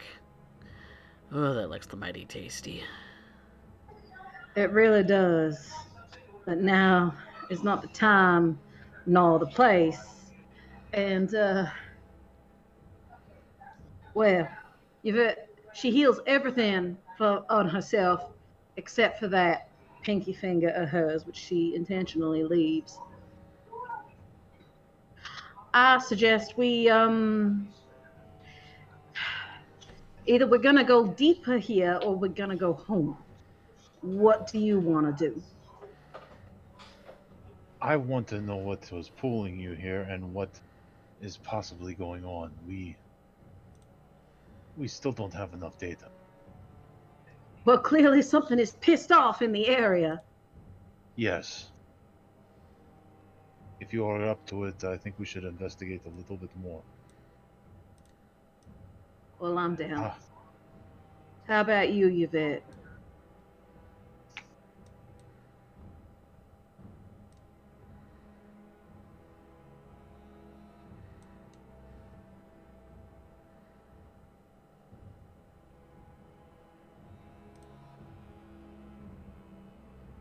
Yvette? Mademoiselle, Didn't actually hear anything, sorry. Oh, Pax was just asking are you what do good you to think? go? What do you think you want to do?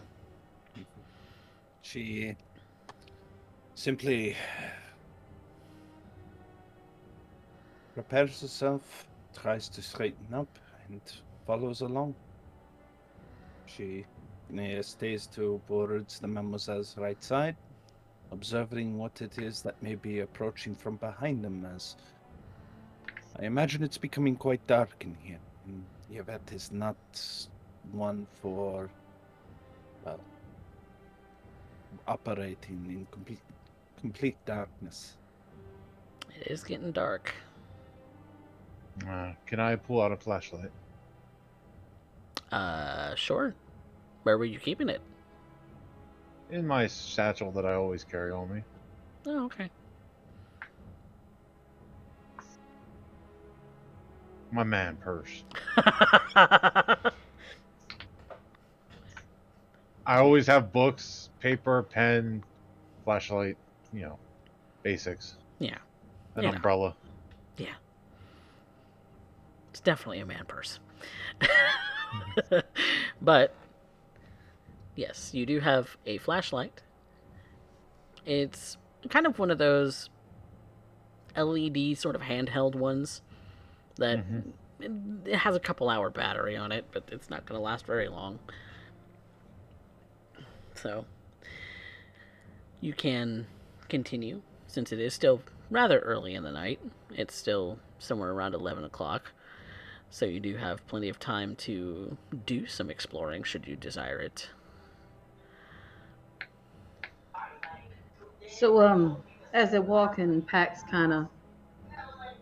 she's walking reasonably close to Yvette, and she says, what do you pair think that was?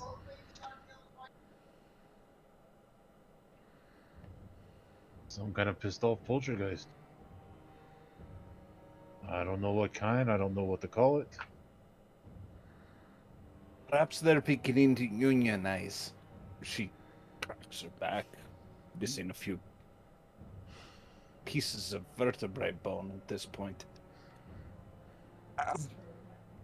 That was no ghost. That went physical. Yes. I don't know if it's like the house was, where it's an amalgamation of a lot of spirits, or if it's something that someone did. If it's something that has been weaponized, maybe. Okay, but the ghost in the house was not physical. That's the difference. The ghost in the house was that. It was a ghost. It could just manipulate things around it. You couldn't hit it. Whereas that thing, that was something else. Yes. It's a new variable that we have to figure out.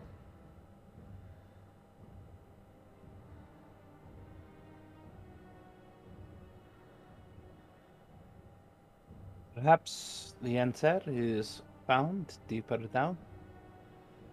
Even I have felt the pull, and I do not share your unique talents of vision, Mademoiselle Cosette and Monsieur Knight. Let's see what we can find.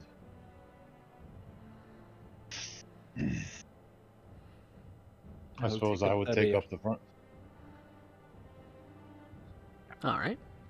So, marching order is that Alistair is taking points, and Pax and Yvette following behind. Since Alistair has the light bulb, you journey through this sort of drainage pipe, and you do find that it does connect to the larger network of the sewers. In which case, you could be or go anywhere in the city from this perspective. But you do still feel that draw downward, especially you, Pax.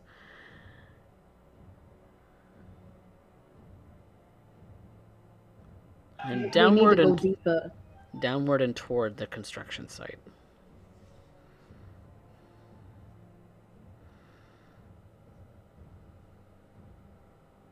We need to go down deeper. It's coming from, and she points in the general direction of that feeling. I will look for any ways to go down like loop back, however, whatever we can do. There's the way you cape. There's the sort of sewer network, kind of that when you come in through the from this passageway, it does tee off in two different directions, one to the left and one to the right, and so you have your choice of ways. Going to the right does kind of lead you back in the just same-ish direction that Pax was pointing. I guess the right would be the way to go, yes? Looks like it. Hey, shouldn't we be leaving some kind of markings or something so that we don't get lost down here?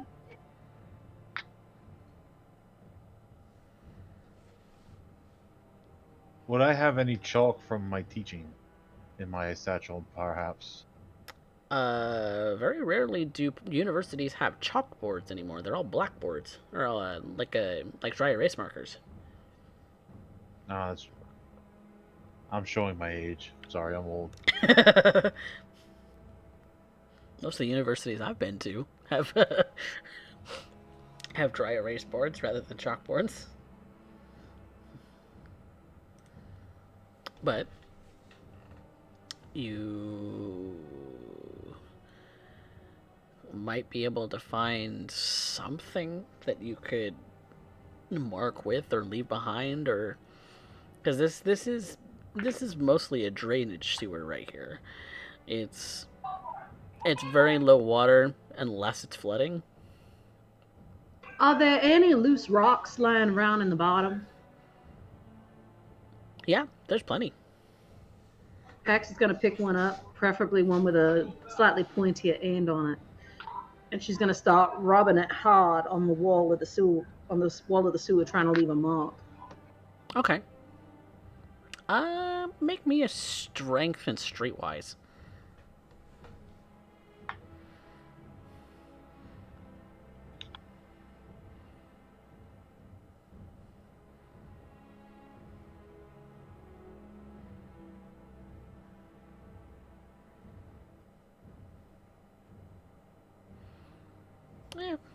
Seems sufficient enough. You've left a sort of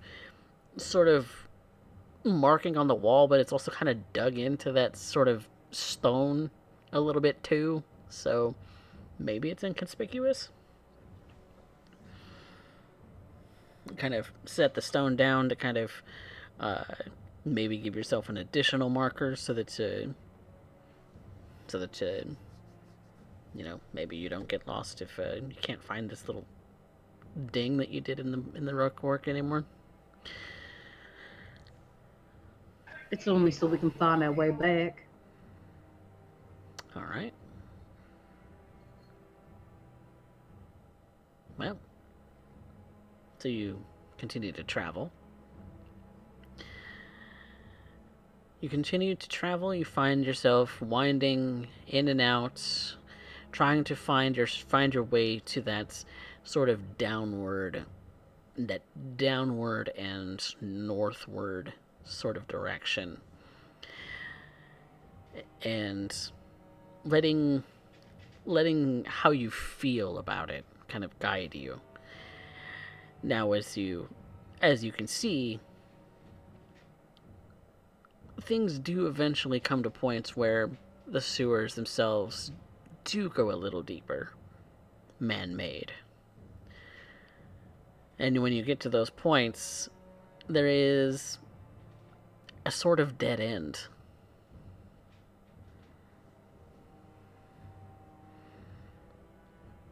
Almost like they've been intentionally blocked off, or like there's no way, unless you were to dig the holes yourselves, no way to get further down and further north than this point.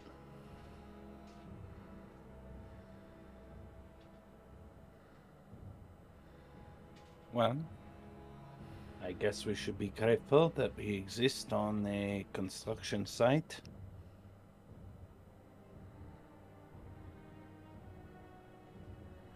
I start to observe, seeing what it is that we have to end up passing through. Perhaps this has been sealed, or perhaps there is another way through. Or perhaps we simply have to begin digging. We can be grateful that the body of a kindred does not tire as a mortal. But this is still... She takes a moment to look at the other two, realizing she's the only one who probably has any capability to even lift a shovel. She starts to remove her overcoat, which is now ruined with the pieces of rebar in it, leaving her a little more than her tube top at this point, before she begins the digging. Hold on, Yvette. Maybe you mentioned the Nosferatu before, yeah? We Maybe they might know how to get past this point. It is not a group you just call on a cell phone, Mademoiselle Cosetta. But we are in their territory. If that is the case, then they will find us. I'm hoping so, at the very least. I would have known that we would be having such subterranean adventures together. I would have ended up making a dinner date. Oh, that's too bad. I would have liked dinner. I mean, I did say. Can I make a composure check to see if I scare the shit out of myself because someone just walked up behind me? Yeah. Composure and What would subterfuge, that my be? friend. Confused.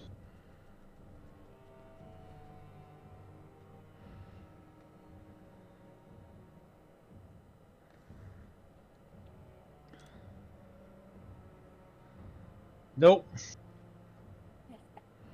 A Holy single shit! success. Fucking what the? Where did you come from? Yeah, that smiles at just a small amount. Mademoiselle Jewel, so good to end up seeing you. And it's so good to see you too. She lowers her head. I figured I gotta the say, news. miss, you got impeccable timing. Mademoiselle Jewel, allow me to introduce Mademoiselle Cosetta Emotion Knight of Pygmalion. Pygmalion. That's a name. I thought you would find it amusing. I'll extend my hand. And she'll extend hers and give yours a shake, and it is... It is like shaking hands with moss. Interesting. It's a I will little file that away. it's a little wet. It's a little gross.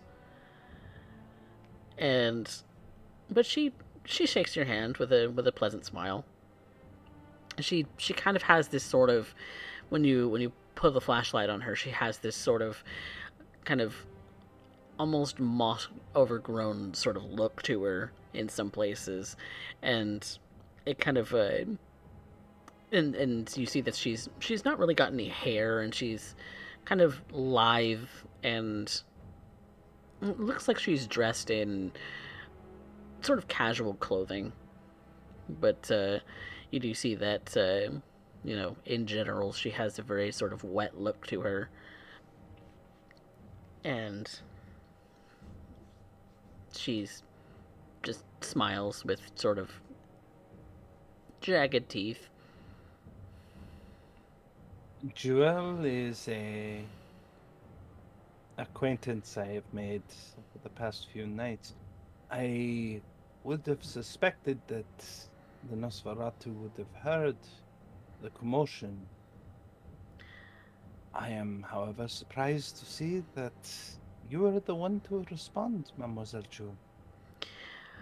Well, yes, we are definitely quite aware of the sort of commotions that go on. up by the construction site and why people have decided to steer clear in recent weeks. It's a little dangerous. And she kind of eyes the wounds on all of you, if you still have any left. Alistair is not healed, so he would. Yeah. Pax has healed herself up. Yeah, that certainly is wounded. So I see that a couple of you have met the foul end of Rebar. We all did. It's just took the opportunity.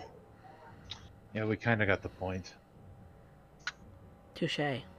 Literally.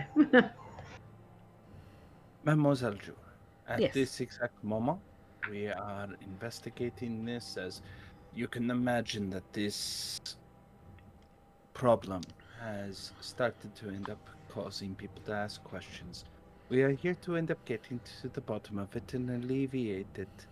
Mademoiselle Cosetta has been heading the investigation, and yet we find ourselves now drawn below ground. I see that. There's a pull coming from that way, and she points in the direction that she's being drawn. Do you perhaps know how to get down there? Make a charisma persuasion. Yvette will end up adding to that.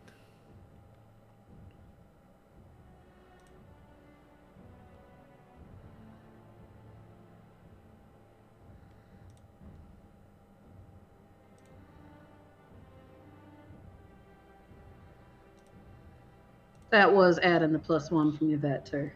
Okay. The cease.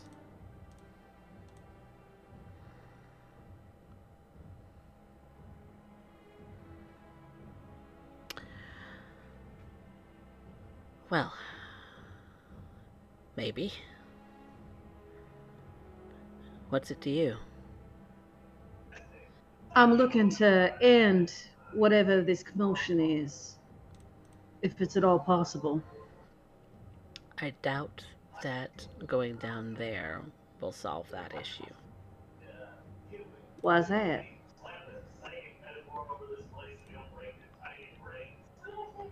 Well, let's just say that it's a long-standing and long-known phenomenon. You have my interest. I am feeling the draw myself, though not as strong. I would love to know what is going on.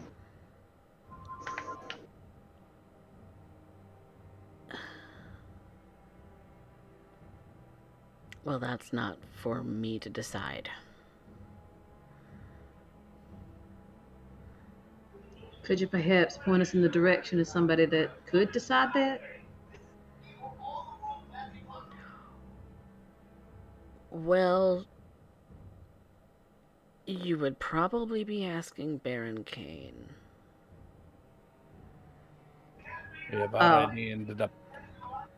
Oh, go ahead. Pax is just like, You're not here on business from the Baron, are you?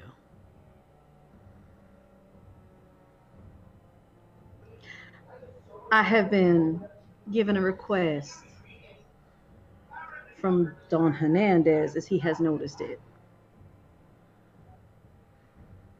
Then you can simply let him know that it is an issue that Baron Kane is seeing to. I would like to wits insight that. Okay.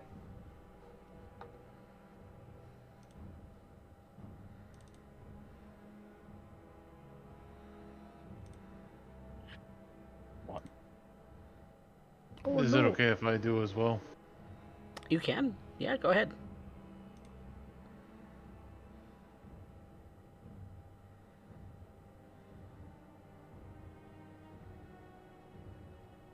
Pooh. Oh, ho, ho, ho. We take those. You all can see that she is being genuine about the fact that this is something that is being addressed by Baron Kane. She is being a little bit vague, Pax, kind of on purpose. She might not be the one dealing with it, but she knows somebody who is. Miss Jewel, we only want to help solve this issue as quickly as possible. Is there perhaps somebody you could point us to that we could perhaps help with? I mean, I can see the effect that it's having up above. I mean, we've come face to face firsthand with the creature, and I can see the mist that falls on the area above us, and the fact that souls are disintegrating as they enter it. I have a feeling it's getting worse. And we want to stop this from becoming any more dangerous.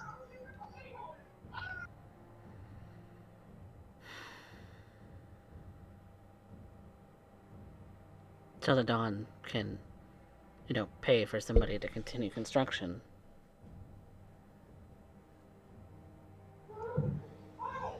Perhaps, but I'm sure this does not benefit Baron Kane any less to have this removed. It depends.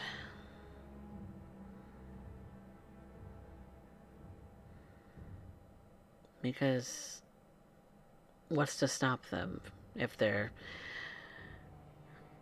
near one of our access points from blocking it off?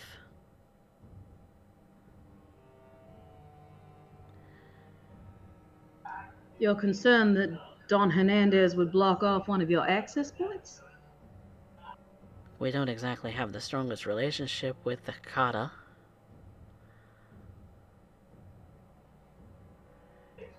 Perhaps I can discuss it with him for you. I don't know that you should.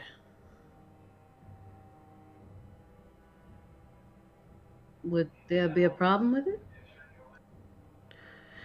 Well, yes. Because I don't like Boss Hernandez. So it's a personal hang-up. Well, it's mostly business, but yes. His business has always been to circumvent the Nosferatu.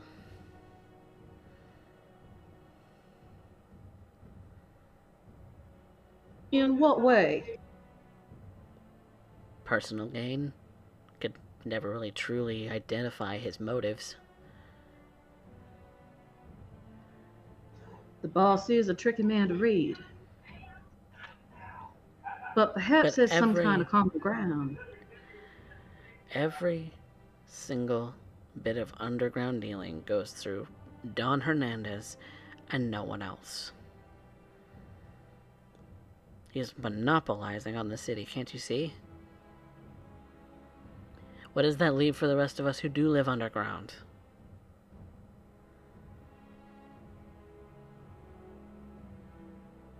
The Nosferatu can't be present in the human world.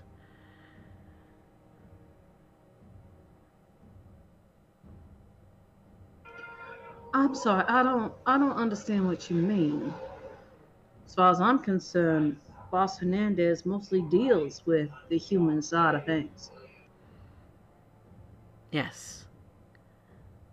So, bringing in drugs, people, weapons, firearms, all of that runs through him. So how does that stop you from functioning? We get caught dealing any of those things, Don Hernandez puts an end to it. But aren't the Nosferatu naturally information brokers? That's the only thing we deal in.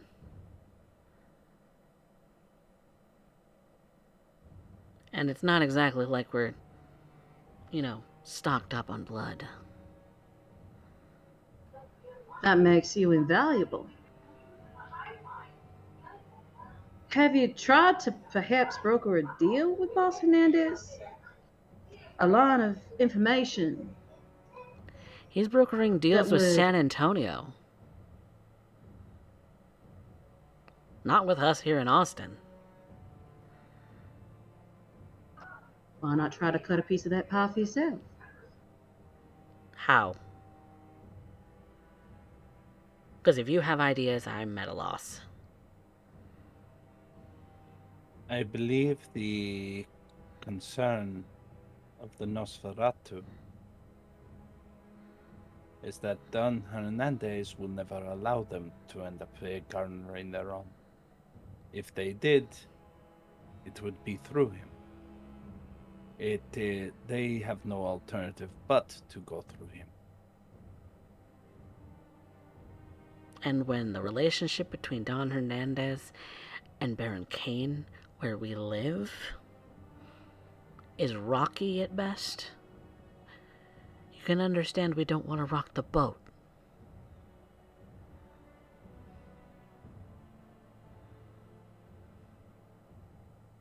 I can see how that would make things difficult.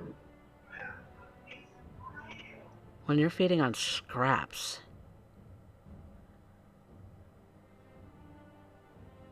then you'll know what I'm talking about. Thankfully, I'm good right now. But that won't be always.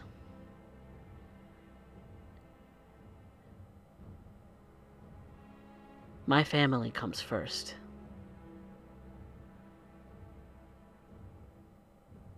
That's something that we can both see eye to eye on.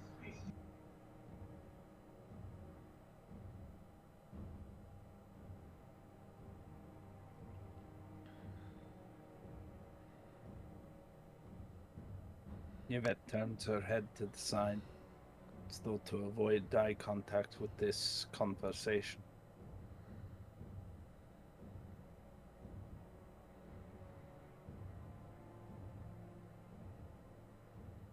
Are you trying to hide something specific? No, not at this point. Something said just hit a nerve.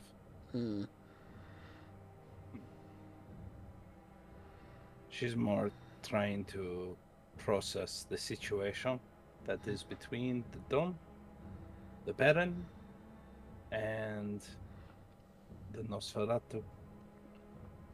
Don't get me wrong, I really enjoyed the ride in the Rolls Royce. That was pretty fun. But what that man represents doesn't spell good things. Not for us here.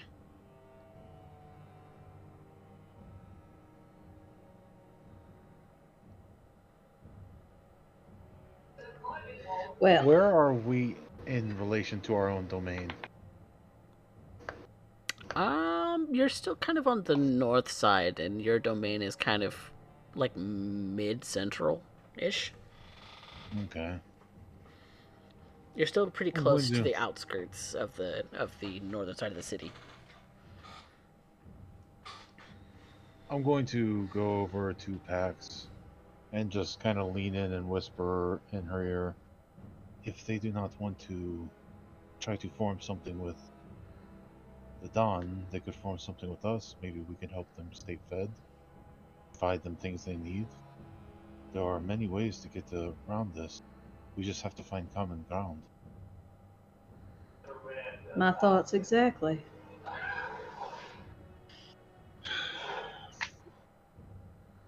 Is there some kind of deal that we might be able to broker with you? Me, Us myself. and you.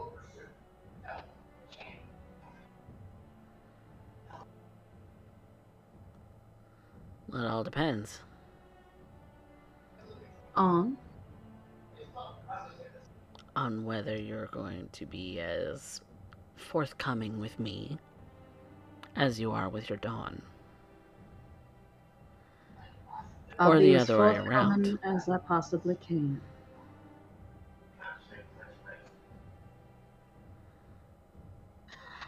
I'm not known for being a liar, Miss Jewel, was it? Yes. Yeah, Miss Jewel.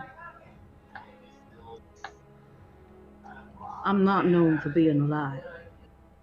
And I keep my word when I give it. All Hakata are liars. I ain't no Hakata. You're not? No,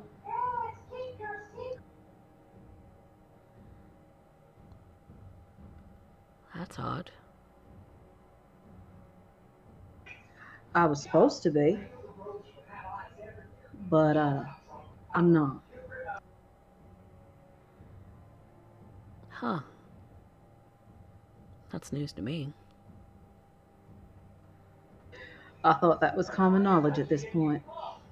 It's And common yet, knowledge that still you don't hang know. out with Don Hernandez. It's not common knowledge what your clan is. He raised me.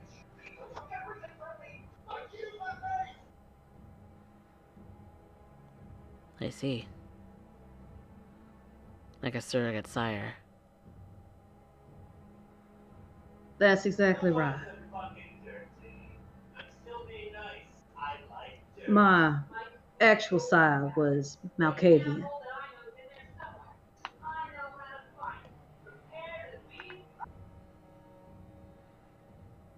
So I'm guessing you're the one who's been leading them down here, huh?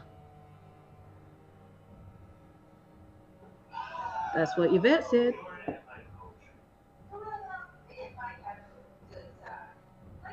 Well, I mean, like I said, I can see what's been happening, and it ain't good.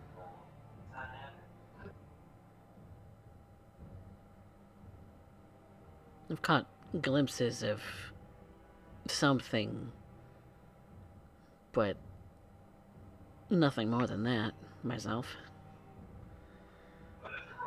There's a black fog falling on the area above. It's like a smoke haze. And when spirits walk into it, they disintegrate. They disappear. And they're being drawn towards it. Well, I'm not exactly the most knowledgeable as far as anything of that sort goes.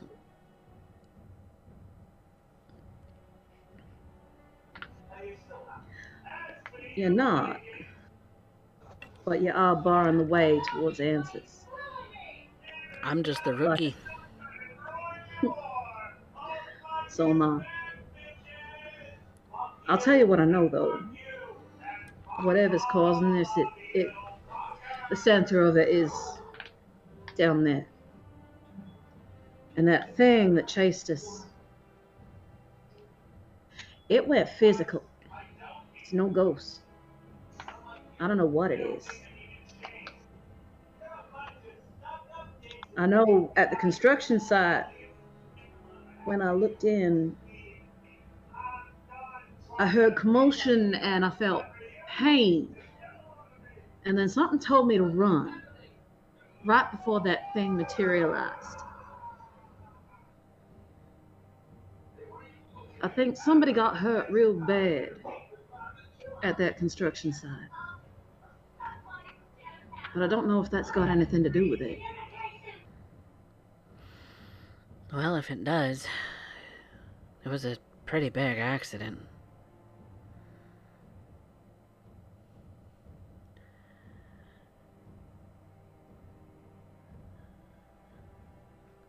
Somebody must have fell asleep or something at the wheel of one of the construction machines.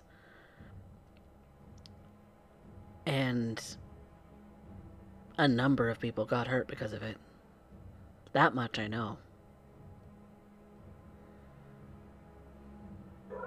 Did anyone die? I believe so. Someone got crushed.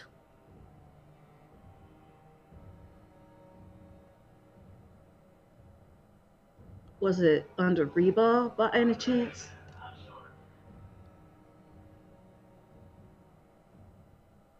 All I know, all I can confirm is that quickly after that, the construction site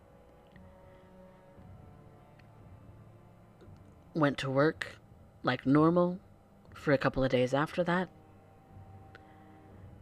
pouring concrete. And then something caused them to stop. Just abandon the project.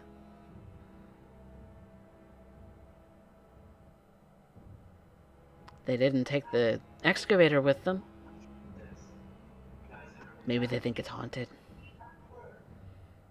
That's possible.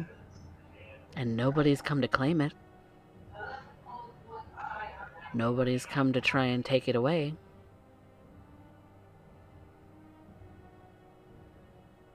I think it is haunted. Probably because She, at this point, Yvette grabs hold of her jacket, places it over her shoulders, closing the rifle back into its case. Mademoiselle Jewel, you are a genius. Merci. Oh. Come find me tomorrow evening. I look forward to thanking you properly. Where shall I meet you? I have no doubt you have your ways of finding me. I mean, I know of one place.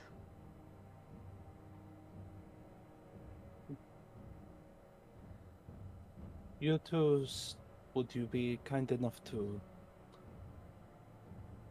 follow Mademoiselle Joelle? Perhaps a safer route. Yes, I shall lead you all to safety. what do you plan to do, Yvette?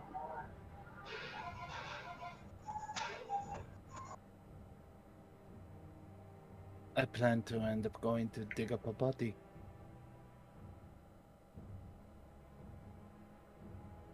She starts walking back the way they came.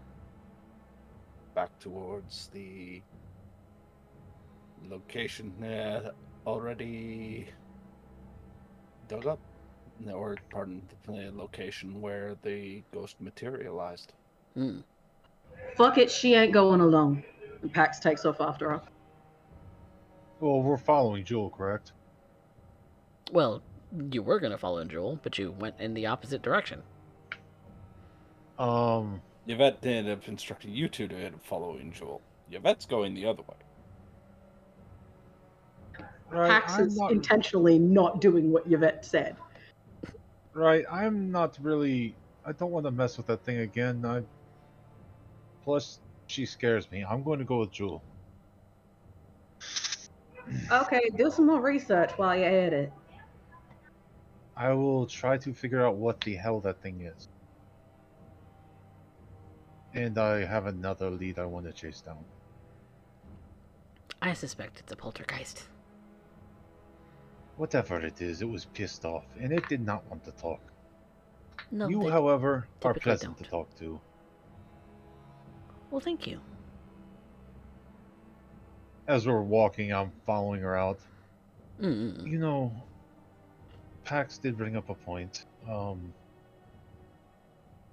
don't know how we might be able to help the Nosferatu, but is there anything that your family needs that we may be able to come to common ground and exchange perhaps information for services or You know, just friends helping friends out, as they say. We've only just met. I don't know that we're friends yet. True. It's the only way I could think of describe it. I'll be honest, I'm not the most personable of people. I often open my mouth and insert my foot. I can tell. You look the part. I mean well, though. It's pretty evident. You're Hmm. you're good with books, not with Oh, people. yes. No, not with people. I can understand books. There's a structure. You can figure them out. Well, People, not so much. you just have to figure out how to read them. They're written in their own language, after all. You know, I never thought of it that way. Shit, this is another thing I have to study. And each person is written in a different language. But Unique and individual to themselves. I'm glad I met you. That is a good thing to think. I've been told I'm pretty smart. I like to think I'm smart, but in some ways I think I'm quite stupid still. I don't know. That's most people. That's most kindred. You're not alone, Thank you. which is a very sad thing to say. Yes. Most people I remember are someone very telling me dumb. something that. Yeah, I remember someone telling me something. Imagine how stupid your average person is, and more than half of the rest are even stupider than that. And that scares me. Because those people are in charge. Why do you think it's so easy for the elders to just pretend like they're not real? True. You can easily fall down that rabbit hole. They're all idiots. They're all useless. What good are they?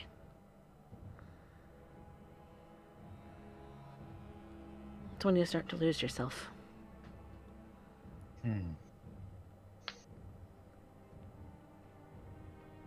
I don't want to lose myself.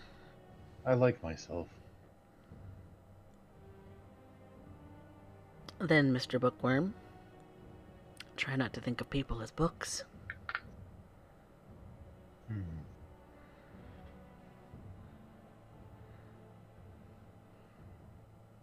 Meanwhile, Yvette and Pax, you're heading back up to the construction site. Yvette continues to walk forward and realizes she's being followed after a moment. Using little more than her cell phone's flashlight to try and guide her way. Or she turns. Those boots give you away every time, Pax. That's alright, I wasn't trying to be quiet. Mademoiselle Cosetta, yeah, I believe it is safer if you end up going with Mademoiselle Jewel. Fuck that.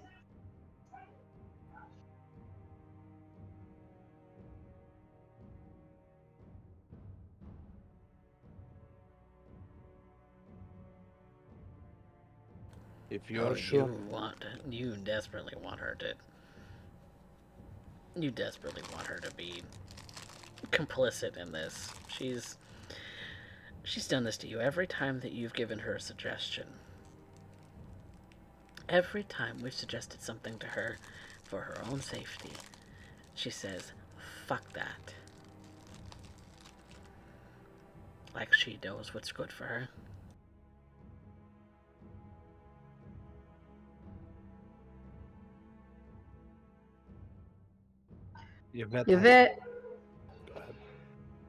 Yvette, I just saw that thing throw rebar at us with its damn mind. You're gonna need some eyes that can see where the fucking thing is.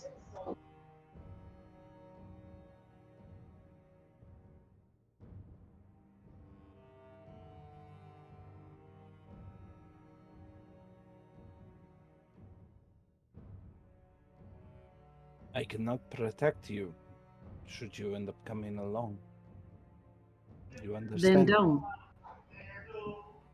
I understand. In this case, I'm here to watch your back.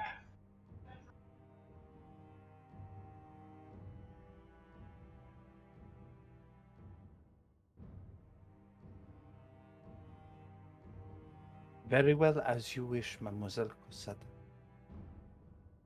She lowers her head again in a servant's bow and proceeds to walk towards the drainage.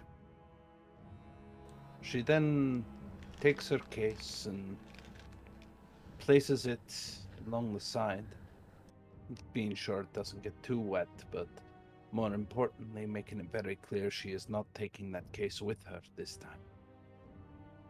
Having nothing more than a small blade packed in her boot and a Glock in her shoulder holster, she starts to make her way back up. And the first thing she's looking for is, where is the fresh concrete just poured? The freshest bit of concrete would be very close to that excavator that you saw. Anything that goes back for probably about 1,000 feet was laid within the last bit of the construction before they paused. And so anywhere within that 1,000 feet is very likely where you'll find the body you're looking for. You suspect.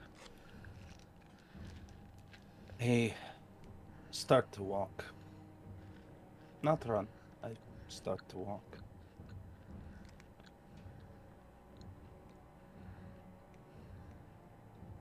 And just start walking towards it. The fresh concrete that was poured. You do hear that sound again, that shrieking sound. Try not to let it disturb you, Yvette. I would like you to make me a composure and resolve. Because it is trying to intimidate you. Pax is keeping an eye out for it, so I'm assuming she's also making that roll. Yes? You've, sorry, what? What was Pax doing? Is Pax also making that roll? Yes. Because it's just trying to scare you off with some noise. Because it knows what you do, what you are, and what you do. Sorry, it was composure and what? And resolve. Resolve.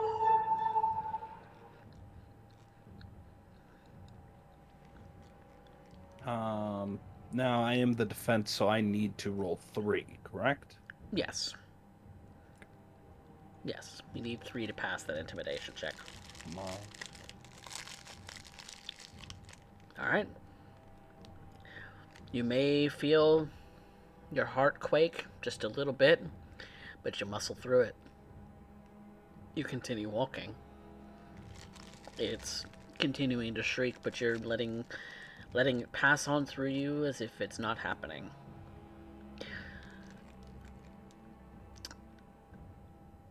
Pax. It tried. Oh, go ahead. I was just going to say, Pax, go ahead and roll me a wits plus auspex.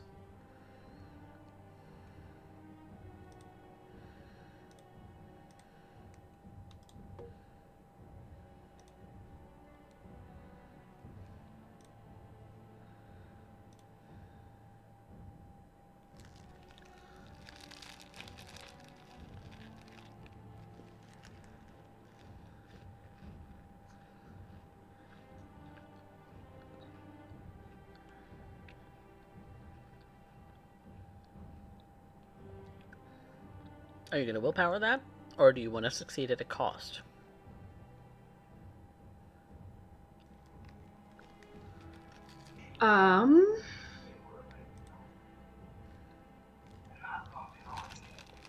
I will. What's the cost first?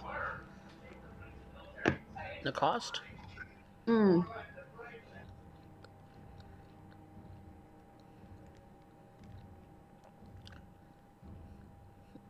Is it will have, should it decide to attack, it will have advantage versus Javette.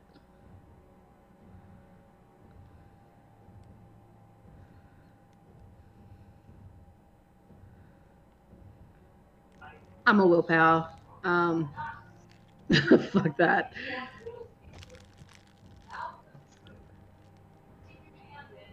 That was Okay. worth it. Okay. Okay. So with that roll, should it decide to try and sneak up on you, you will be able to spot it before it does.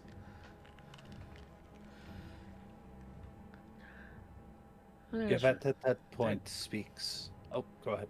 Oh, I was just gonna say I realized that succeeded at a cost wasn't gonna really be really much of a success. Whoops. Bad. Yvette will continue forward, and she speaks aloud. They tried to hide you.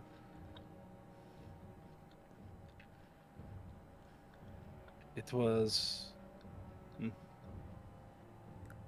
them trying to end up hiding their sins. They buried you and hoped that nothing would come of it. The shrieking yell again. I need you both to make a dexterity athletics. Because it is chucking rebar in your both general direction. Which also does mean that it does take a sort of visible form, Pax. You can indeed see it.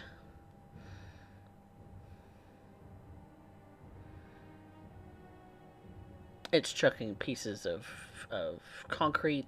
It's chucking pieces of rebar. It's chucking anything that it can see within a sort of radius of itself and hurling it at you. Pax yells out, "Stop! We want to help you!" Yvette begins a mad dash towards the excavator. More specifically, the concrete that it is nearby. Mm-hmm. She intends, if she can pilot it, she will. If it intends to crush her with it, then perhaps she can bait it into revealing its own body.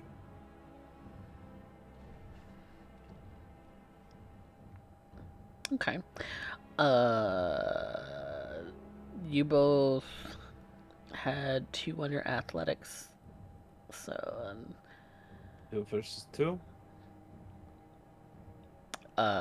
and for in this case, it would be attacker wins.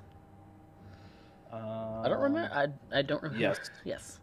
So you would each take 1 superficial damage.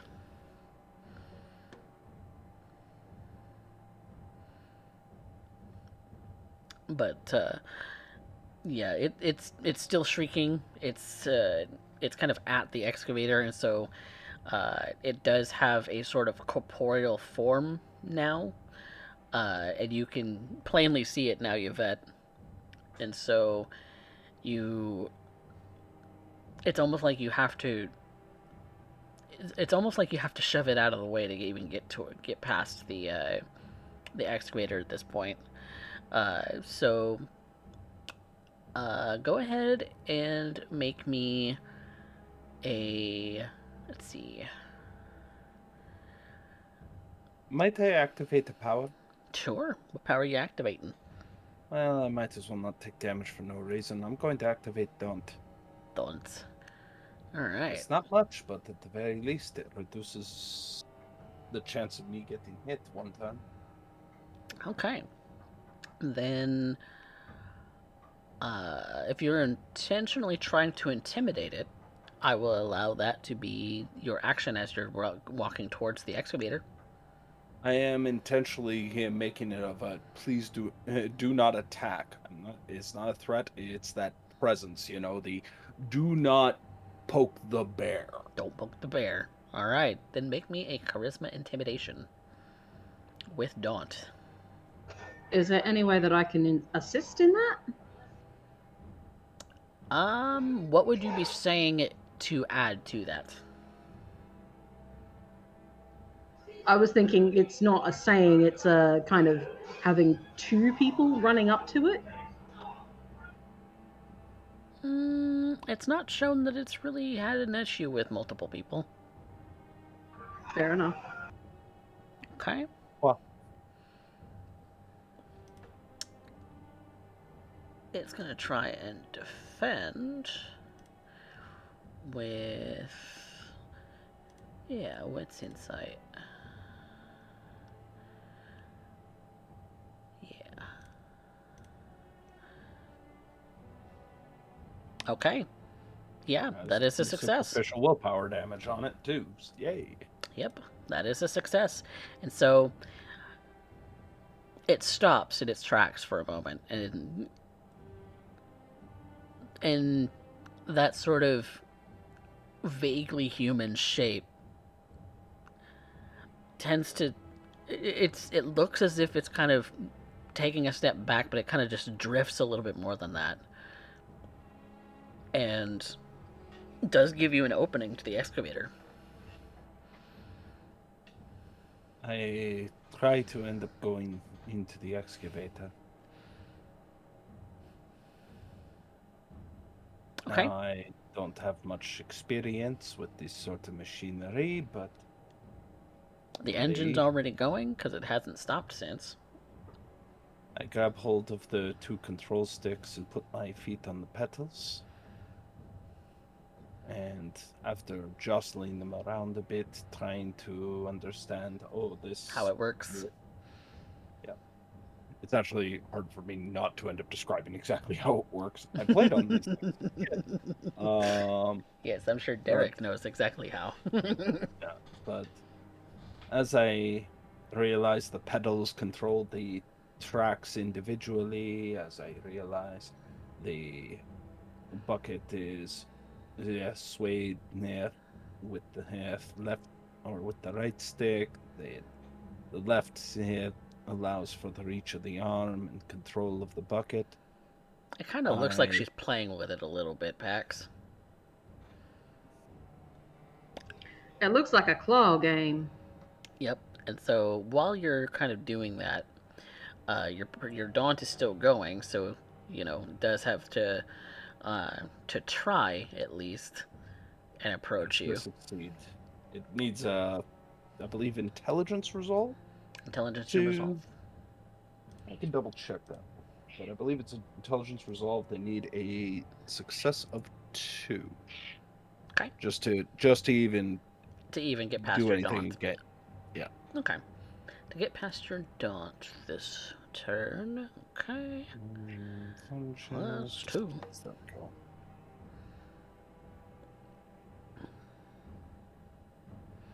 That's 2.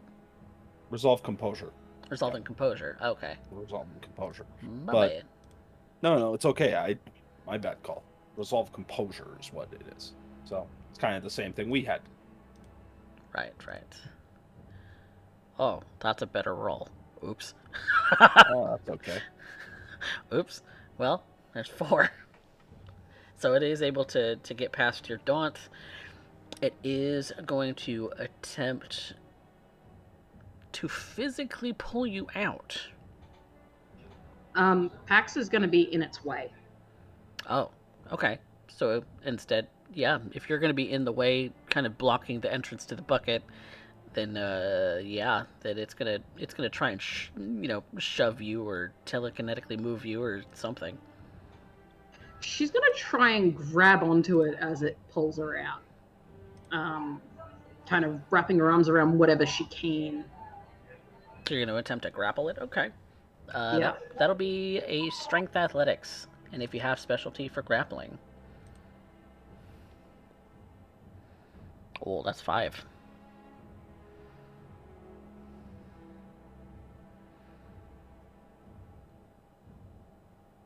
And it is intending to hurt you, so that's let's see, 3 superficial damage, half to 2.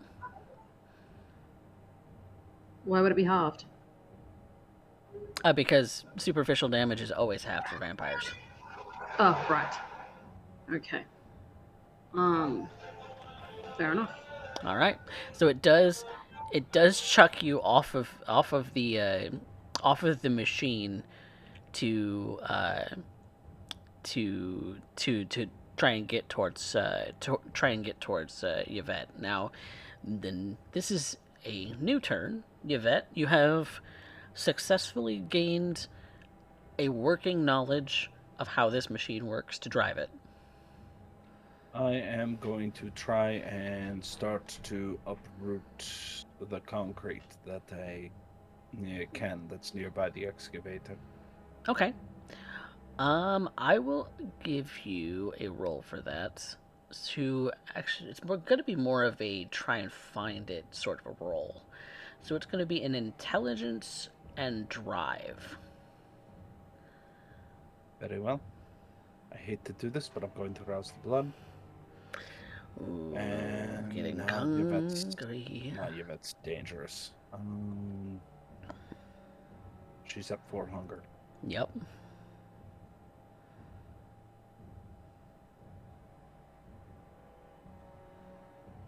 Oh, I boosted my hunger by 1 before I rolled, so I gotta spend 2 willpower, or I'm gonna spend the willpower to reroll 2 of those dice. Yep. Okay. Well. All right. You start digging, and digging and digging, and it's trying to get into. Now that it's taken a corporeal form, it's trying to get into the bucket, but you've kind of locked the door behind you, and now it has to go between forms in order to be able to even reach you in there. So it's gonna have to disappear from sight in order to even try and reach you inside there and get back in. So you can't see it at the moment. I'm remaining on task. Remaining on task. Can Pax see it? It has done its obfuscate one more time, so it is going to roll for that. Roll me a wits and aspects.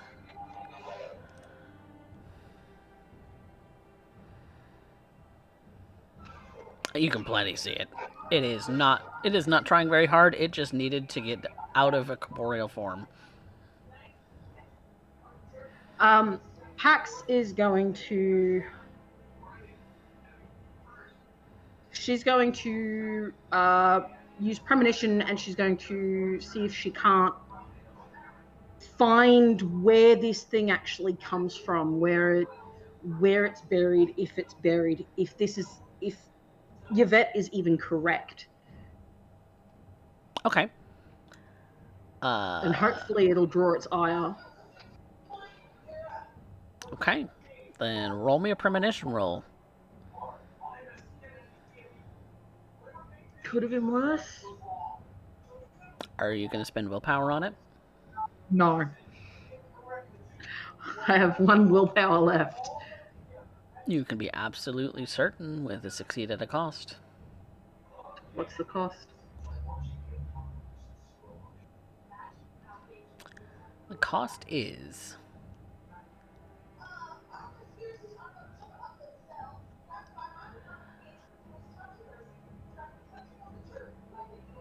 The cost is... Let me think here for a second. I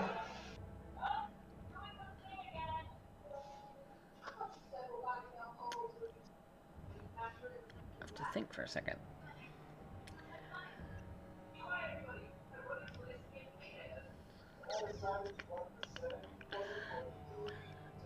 You will be able to draw its ire and find out exactly where the the body is buried, but it will get an advantage on attacking you next turn. Do it. Okay. I'll take that. Okay.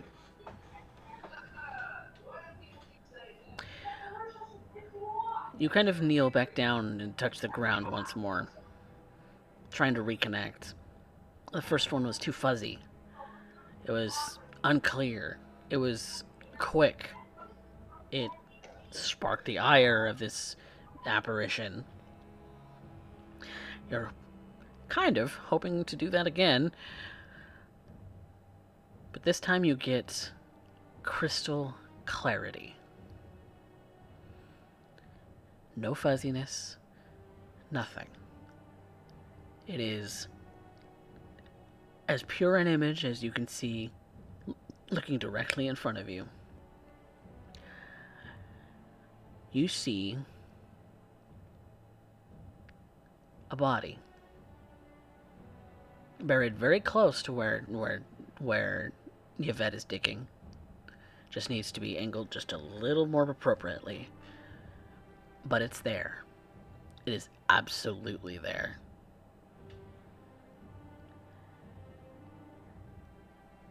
And it's angry. This person.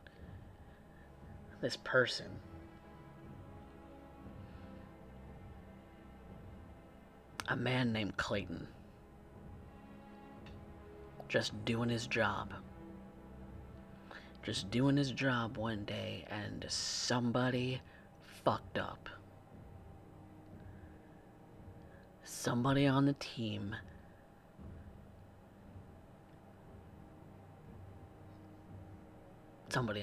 messed up. And now they're gonna cover it up? Now they're gonna make me disappear? What, I don't get a funeral? My family doesn't get life insurance? I don't get closure? And you hear this sort of shrieking noise again. Just loud, piercing. You're disoriented. You're feeling like you're woozy for a moment, but you know exactly where it is. You just have to point it out.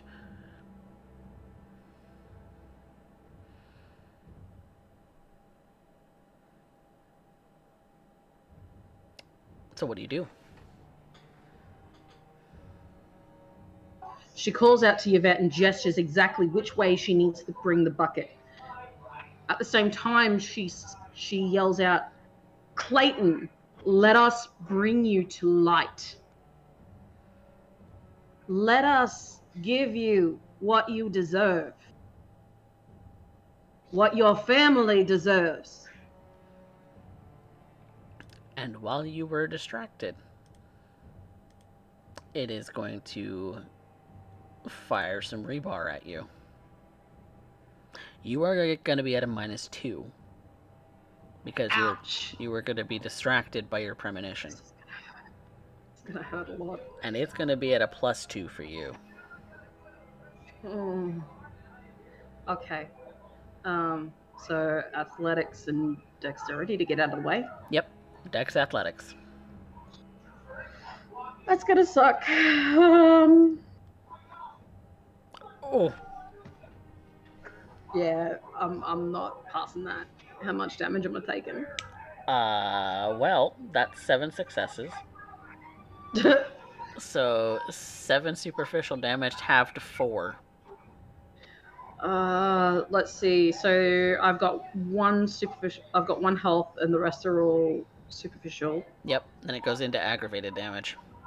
So 1, 2, 3, 4. Oh my god! I have 2 superficial, and that's it. Yep. Oh, that hurts. That It kind of stings. knocks her off her feet. Kind of pins you to the ground. She is not in a good way, and she can only hope that Yvette got the message. Yvette, you know exactly where to dig. I am bringing the bucket down. And you dig, and you dig, and you dig, and you dig, and eventually, what you find is that there was a body buried in the dirt under the concrete, and the rebar and everything else that was poured here. That you eventually do find remains.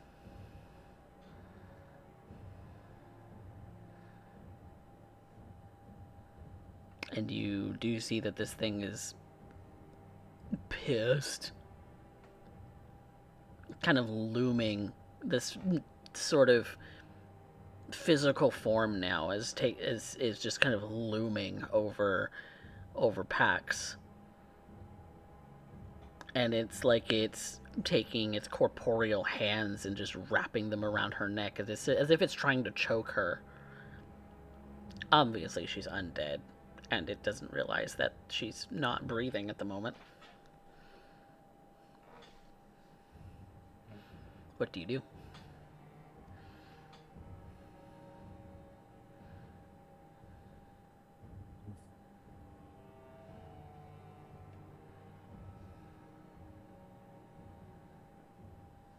I am hauling out the excavator. I am going to rush over to Mademoiselle Pax. Now, I have seen Mademoiselle Pax carry several phones on occasion. Hmm. And while she fights it off, I am going to end grabbing hold of one of her burners. Okay. And at that point, I loudly make it clear that I am calling in what one would call an anonymous tip.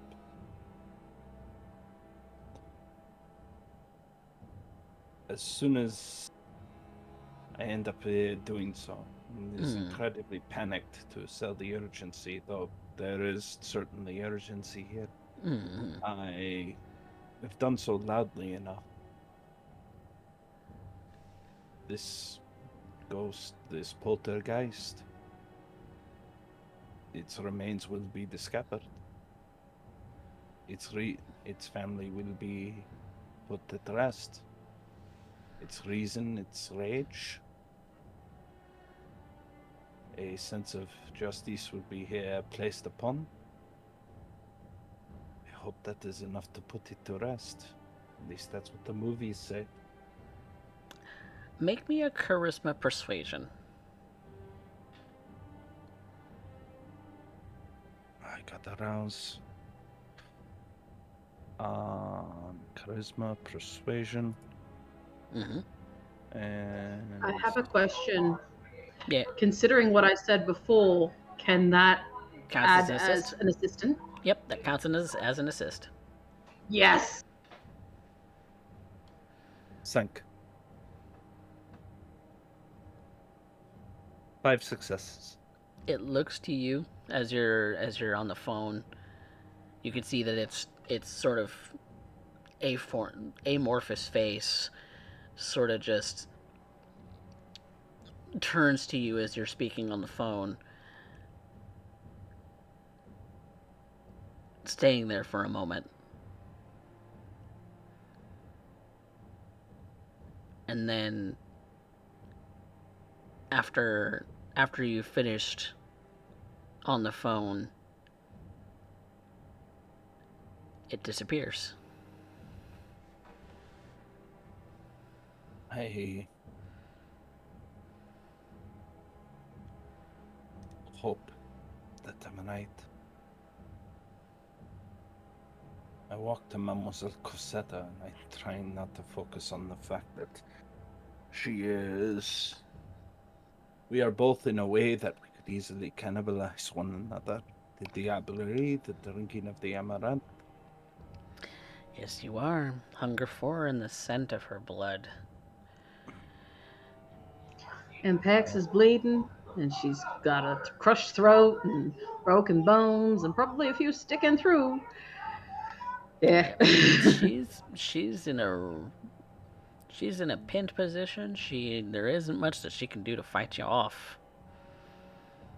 Yvette throws the phone towards her and starts to walk away. She goes to pick up the bullet casings and remove any evidence in that regard.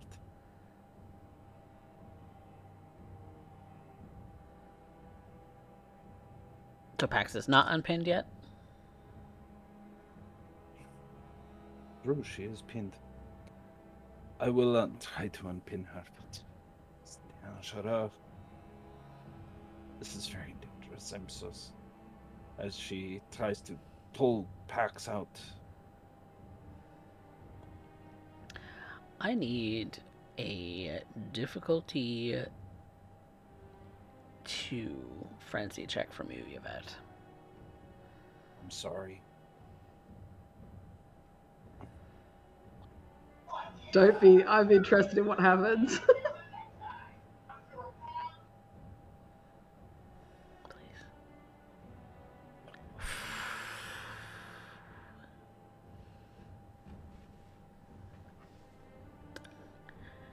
This is... Praise the Lord. This entire last couple of nights, Yvette, has been taxing. You're barely holding it together.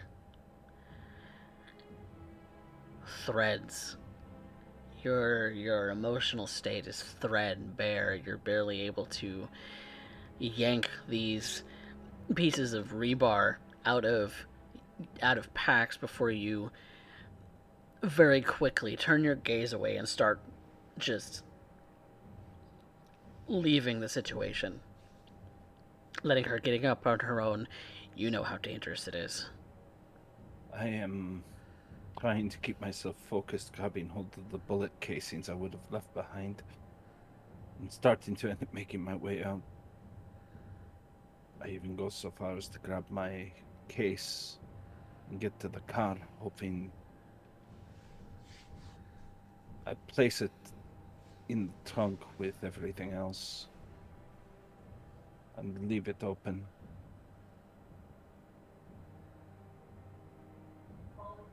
And then I crawl inside the trunk. If I cannot see Mademoiselle Pax, then Mademoiselle Cosetta, I won't be tempted.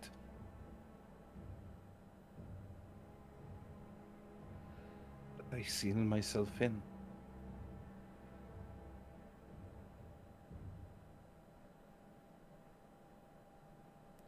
Mr. Don will be happy.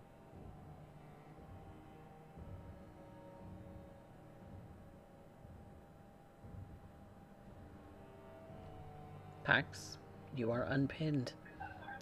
And it seems as Yvette has closed herself inside the trunk. Pax gets to her feet rather slowly, kind of testing what's broken and what's not, what's still holding together. And she kind Ribbons. of slowly hobbles her way back to the car. Fucking hurts. But she's sure she's felt worse. She's just glad that nonsense is over and done with. The boss will be happy. Maybe. I don't. Once he gets to look at how she is, though, well, that might be another story entirely. But at least the job's done. It's out of the way. The construction can continue, and that poor fuck can lay to rest. She climbs in the front seat. She can smell her own blood, but she can also still smell the blood of Yvette in the trunk. And it puts her teeth on edge. She can't help but have her fangs popped.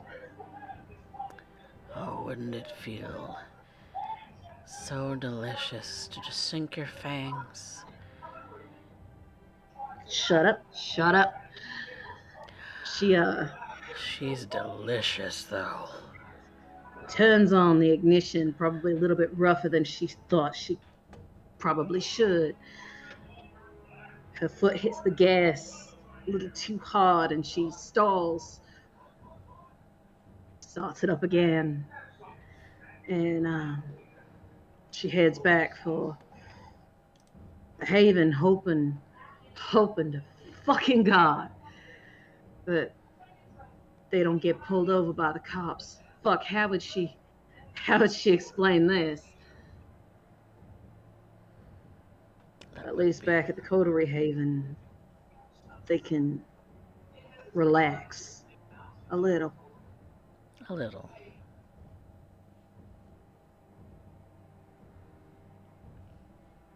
So, Yvette and Pax, you make your way back to the coterie house. The pain and ribbons that you find yourself in, Pax, is... Ooh, it's a lot. What you wouldn't give to sink your teeth into Yvette, or Alistair, or Lupe, or La Muerta. Alistair in particular comes to mind. He can't blood bond her. Well, that would be interesting. Wonder what he tastes like. I'll drink the whole thing down and blow it up like a tick. That sounds fantastic. Right about now, it really does. When he gets here, I'm gonna jump him. No, I might make a friendly request.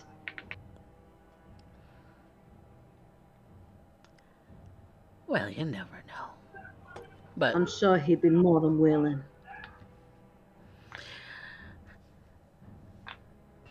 more How- than willing. ST, Mm-hmm.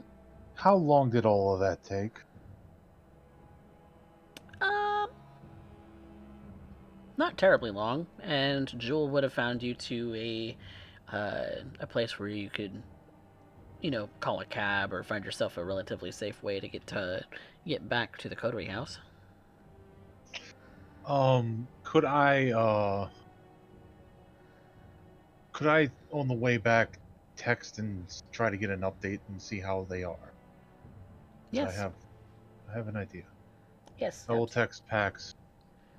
How goes things? He wouldn't get a response from Pax. She's too focused on driving and staying in relatively one piece. Well, when you get back to the coterie house, though, you do have a moment to answer your texts. Because this whole ordeal only took a couple of minutes, and Alistair has probably been walking through the sewers for about an hour or so.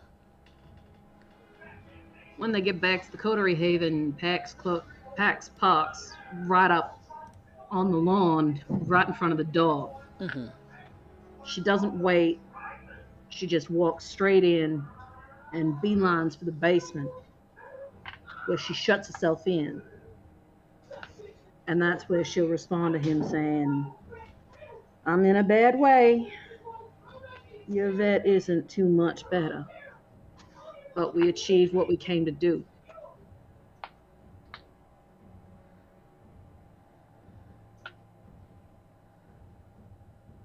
You'll just get back. Understood.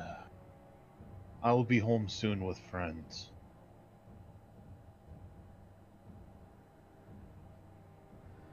All right. And I'm going to hop a cab and get to... I imagine it's getting late now, soon. Yeah, sunrise is going to be a couple hours from now. So it's about last calls, most of the bars soon. Pretty much. I want to go to a close bar to the house. It'd be a blind pig. Yes, and not looking for... See if I can find a couple of people that are nondescript and looking to continue the party at a private residence. After party seekers. Okay. Yes. That is going to be more of a seduction roll. So we're going to call this a manipulation and subterfuge. And if you have a specialty in seduction, you can use it too. Sadu. But for it to count for 2 people, you need plus 2 successes. Okay, I will lure as much as I can if I can only get one. Okay. Your normal success rate will get you 1. If you have 2 more than the normal, then you will, or more, then you will have more than 1. Okay. Manipulation. And I believe the normal success rate is 4.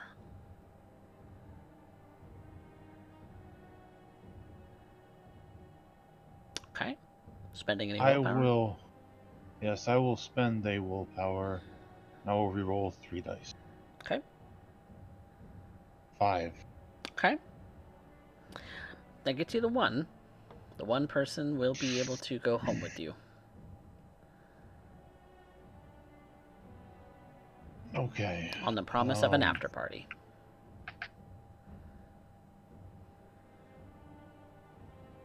I will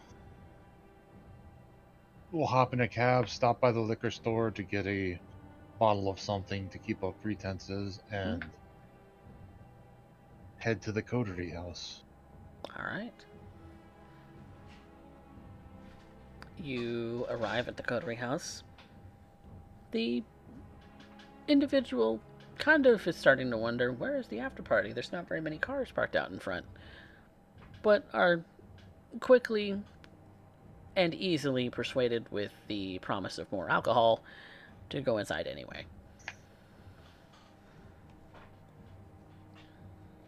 And I will go in, looking around. Do I hear? I'm going to use heightened senses. Do I hear where Yvette and Pax are in the house? Yvette, where did you end Definitely. up? I don't know if Yvette even got out, but So Yvette would have gotten back into the coterie house once there was once the packs ended up getting inside. Mm-hmm. I'm unsure if anybody has informed her of anything outside of the text messages, but she has not received anything. So she may be in shock when there is a guest in the house. She's changed, at the very least, trying to cover up what wounds she has, but it's little more than Dale's old shirt. You've always liked how big they kind of fit on you.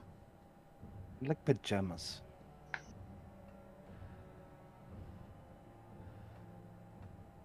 But you see an inebriated guest and a feigning inebriated Alistair.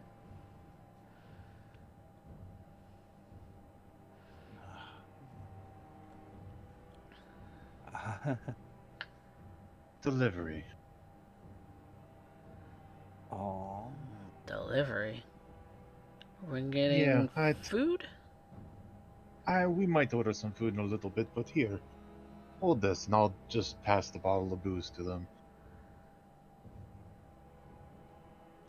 Yvette will walk to this individual, looking over them, then look to Alistair.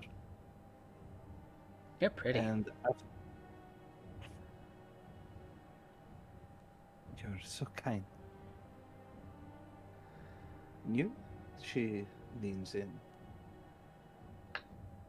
You, She then glances to Alistair.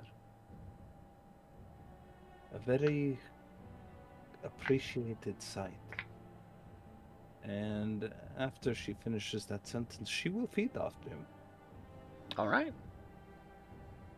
I need a difficulty 3 frenzy check this time.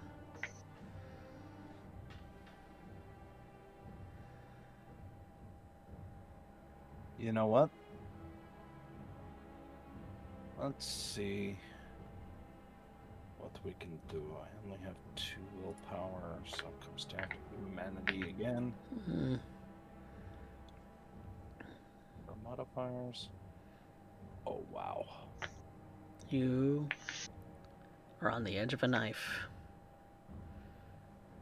That edge is looking so tempting to jump off of right now. You just want to let go. You just want to be free. You just want to drink and drink and drink and drink and drink endlessly.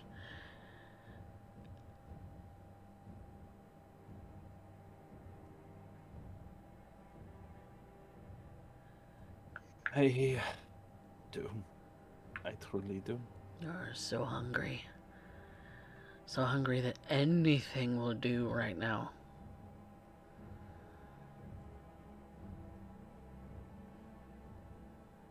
But I will restrict myself.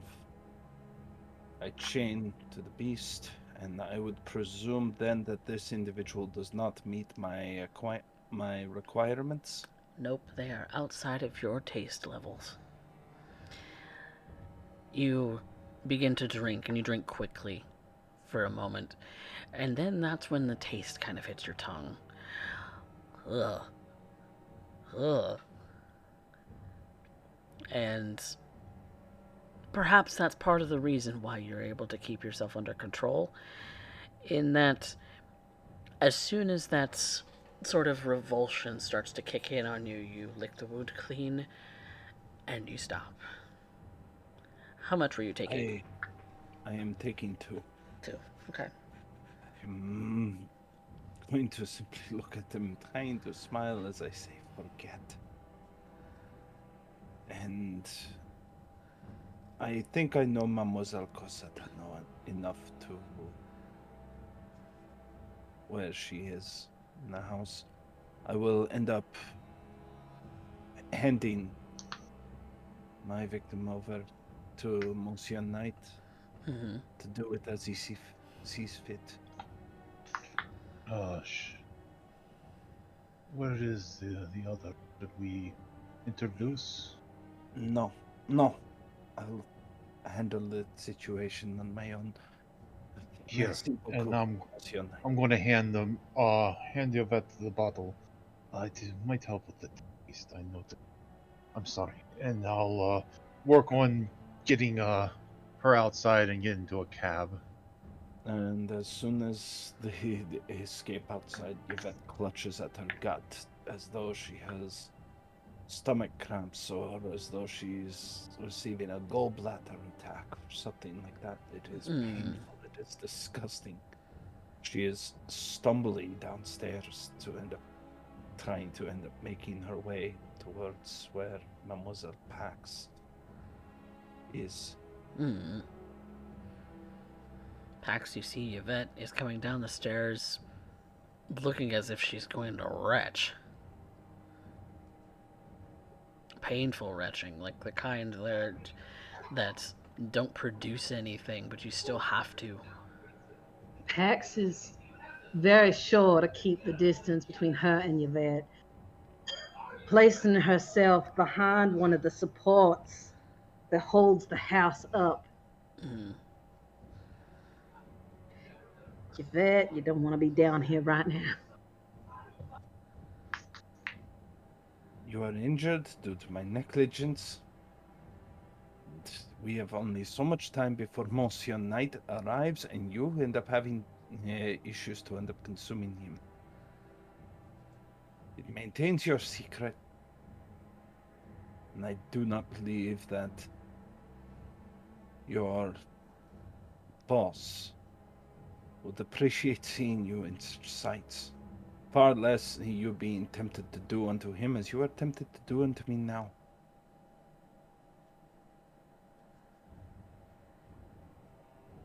I must admit, I've never been in such a state. I don't know if I can.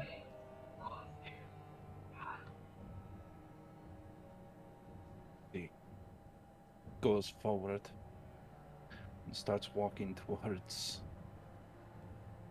Mademoiselle Cosetta. And Javette looks exhausted, burnt out, run ragged.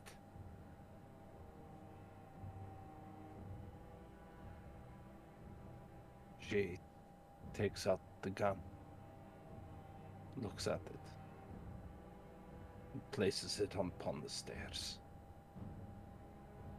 Don't you dare you put me down if I drink too much. She just keeps walking forward. And perhaps there's a little bit of sadness in her eye. Don't do this.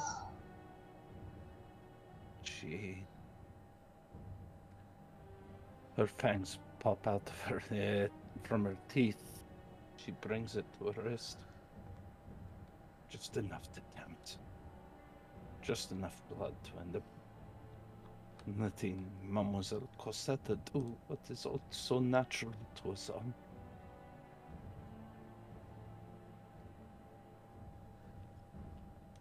She extends her arm out. Pax, what is your hunger? She's currently at hunger 4. I need. Right now, I think it's hunger 4. you can smell that. You can smell that delicious ventru. No, she's at hunger 3. Sorry, my bad. Oh, hunger 3. Okay. Well, you're Not controlled. too bad. You're controlled, but your body itself is screaming for sustenance. It's not just her body. Her mind is not strong enough to withstand any of this right at this moment. She's only at willpower 1. You need it. You need it. You need it to keep going. So you do have control of yourself. You can refuse. She kind of stumbles forward, kind of got that limp. She only wants to take 1 dot from your bed. And you have the control to be able to do so. And as soon as she's done that 1 dot, she backs up. Yeah, that's... Go ahead. I'm going to rouse to heal 1 superficial. Okay. Success.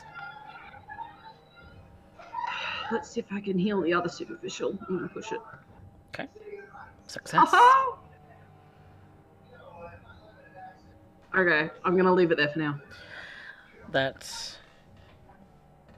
ventru blood, as it kind of coats your throat, makes you feel stronger. Makes you feel like you could do anything. No matter what comes at you, you can face it. Sort of makes you wonder if that's what it's doing to you, and that's the kind of power it has on Yvette. This must be a lot that's causing her to crack like this. She very gently licks that wound closed. And then kind of slumps to a heap on the floor. I imagine that you would find that Yvette has already beaten you to it. She's with her back against that same pillar that you hid behind. She's physically exhausted, trying to choke down that taste, that horrible taste that she is experiencing even now. Feeling the pains of hunger that has driven as easily as it has come. And when She slumps down. She drops all pretenses. Her back's no longer straight. She is no longer a proud creature of the night, but a broken thing.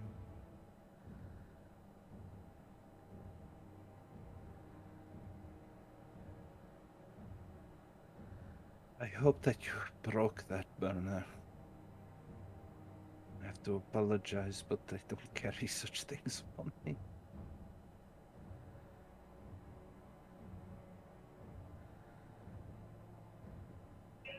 It's not a problem. And she kind of pulls the her phone out and she just snaps it. She hadn't had a chance to do it before now. She was just trying to get herself back to the haven.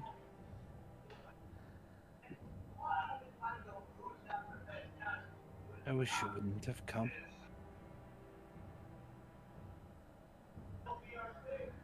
If I hadn't have come, you wouldn't have come back. That would have been for the best. You really think that? Oui. Why?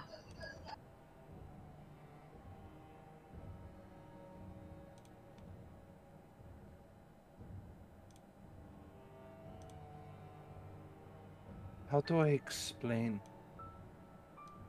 How do I explain it to you in a way that you could understand?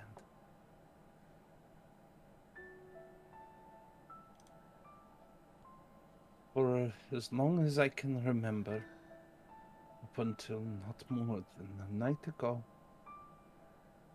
it was Ventrum. To maintain yourself with an air of dignity, to be responsible for those who are around you,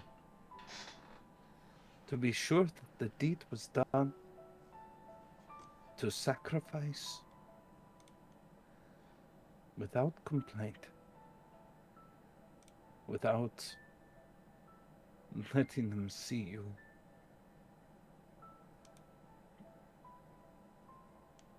And now, to be removed, dejected from the one thing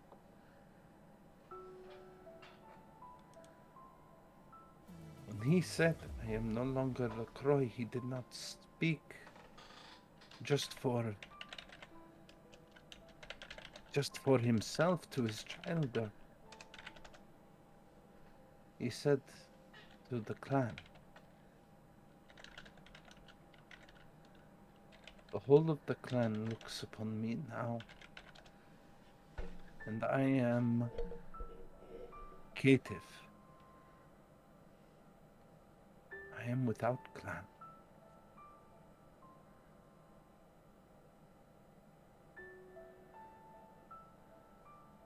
The sword I wield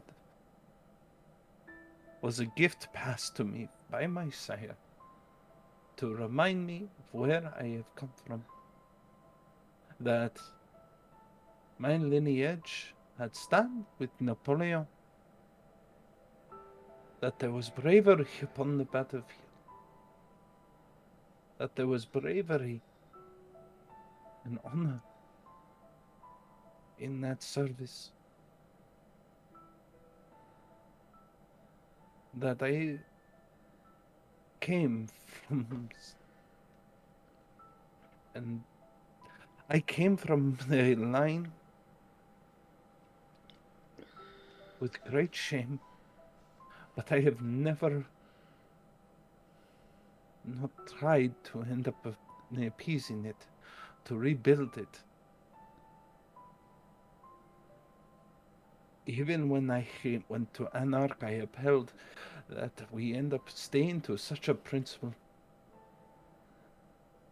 And now I have been cast aside, even from those who were considered a humiliation since the fall of Los Angeles. I tried to carry the name LaCroix. Make it an honorable one. One of power and respect.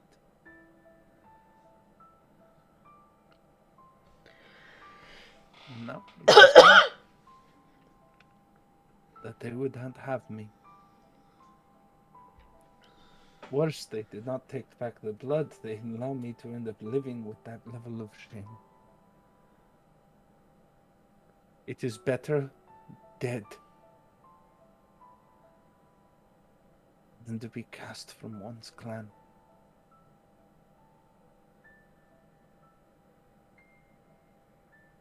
You all look at this as though it is a new beginning. Congratulations. This is not what I see. You would tell me to build something anew. But at best, it would be a hollow imitation. It is a broken thing.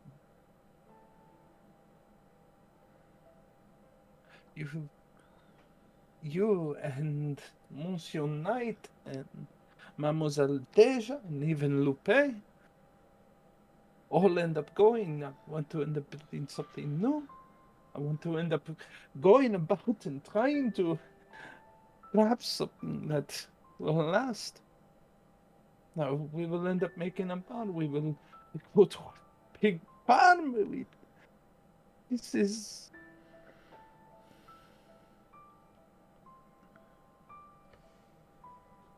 I've tried to help what I can. I think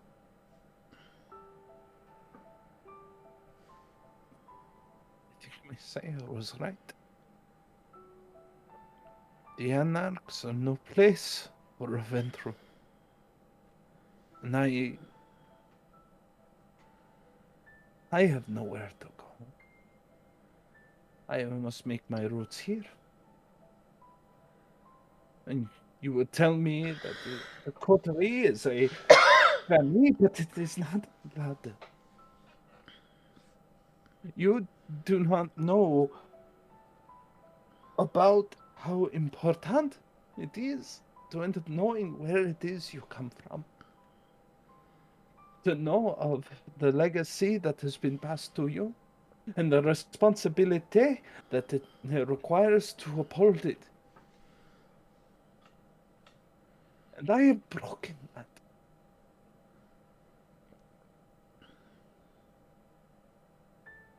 And I am told to cast it aside and remain. What?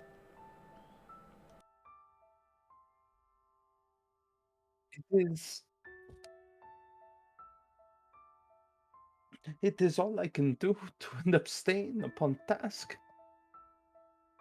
To maintain a masquerade and to be nothing. A failure, a stain upon my line. Much like Sebastian Lacroix before me. Perhaps it is true the Lacroix bloodline is cursed. For I have failed it as much as they.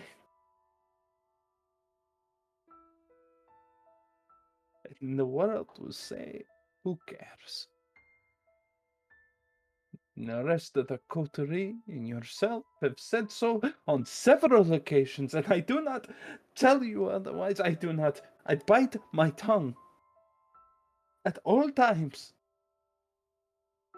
Because I wanted to help you.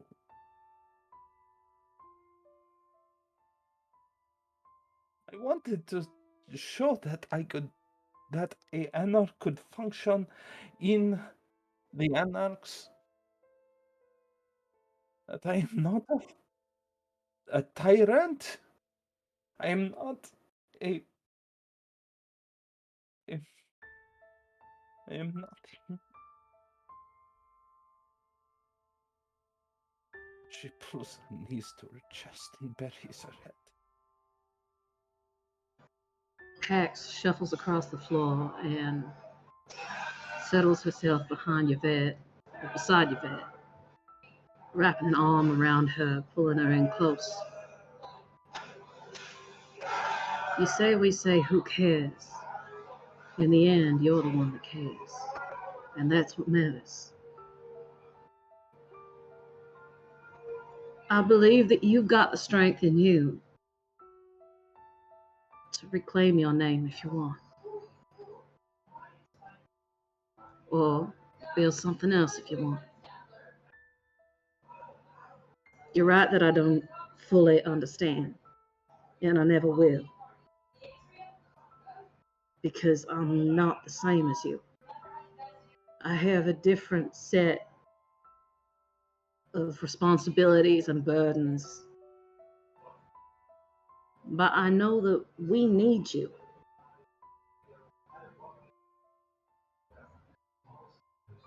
I know that I need you here.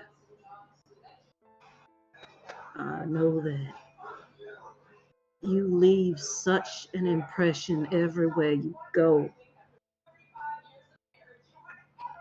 that it would be a true loss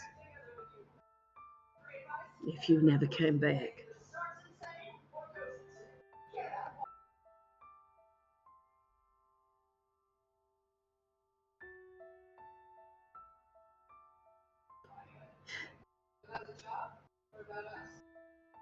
I know Alistair would miss you as well, even though he's a pain in the ass.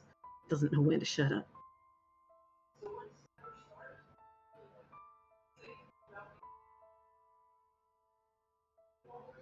And yeah, I do view this as family, you included.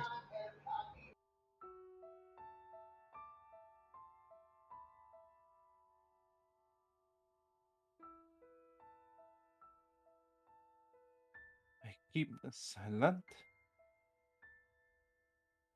because all of you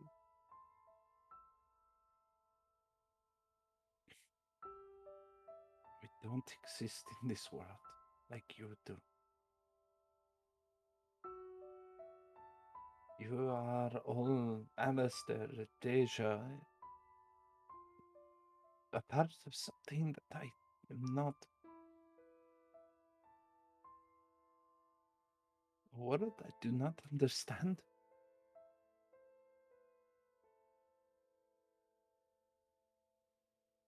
Your loyalty is to the dawn. I have done all that I could, even if ours are different. We are servants. But I have always stayed to the line. If it was not in era of the Baron, I would let you do what you wish. If you wish to end up serving the Dawn, then that is what will happen.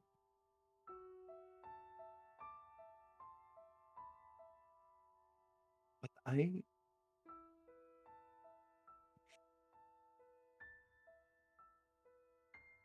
I cannot be selfish, not amongst the anarchs, lest they end up turning to consume me.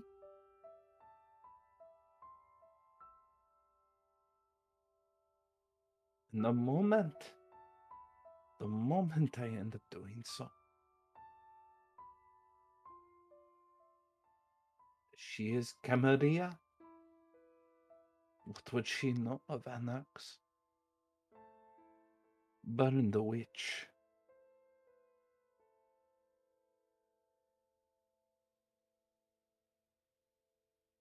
There is no one, not even Monsieur Bon, who would understand what it is I truly mean with these words. Even now they feel as though I pour my heart and little more than a droplet comes across.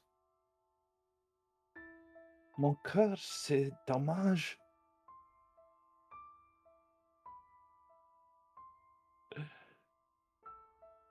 And there is nothing more I can do.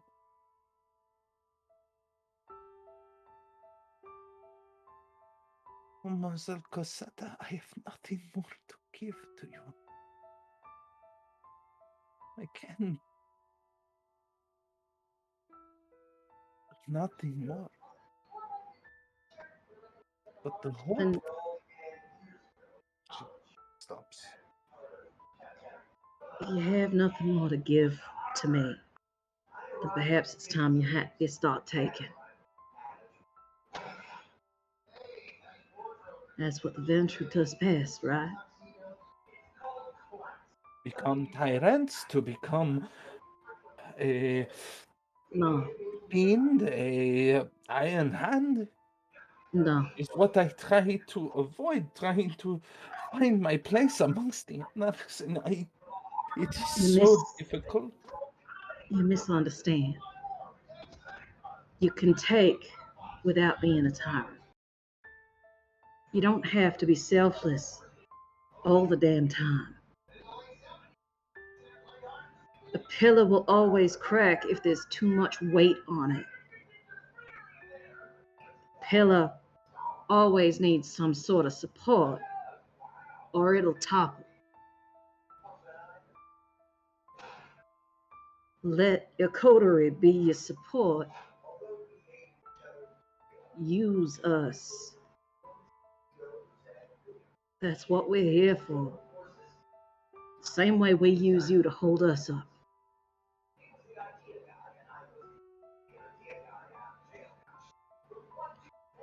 We can't survive alone,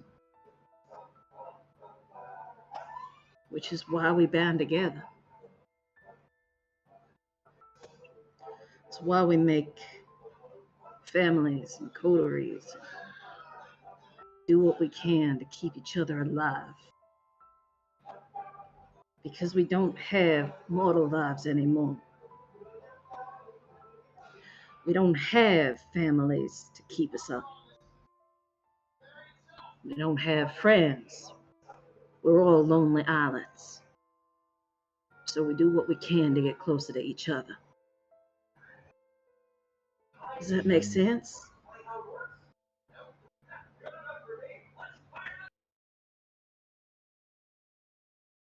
A Ventro who has come to a position of power must then become an island unto themselves. You must. For if it is viewed in any other way, it opens to betrayal. It opens to arrogance. Becomes something less than kindred, less than human. Such is the warning of my own sire. It's a fine line. And It's I a very know fine line.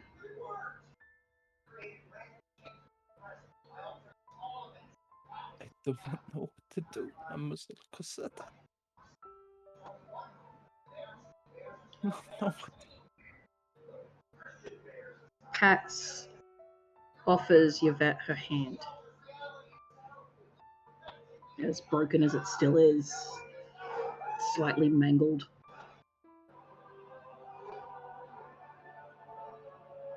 Let me support you.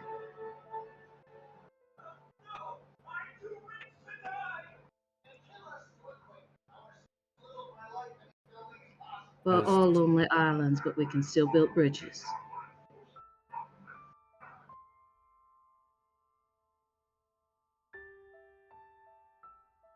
she tries to bring herself to her feet, even resting upon Mademoiselle Pax, holding on to the pillar she was just resting upon.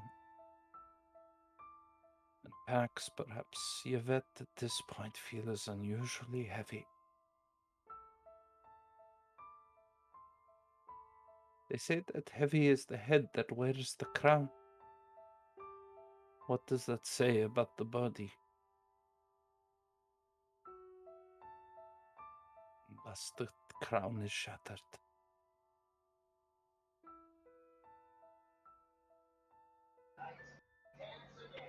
Feels as heavy as stone. Like marble full of faults. But beautiful marble nonetheless.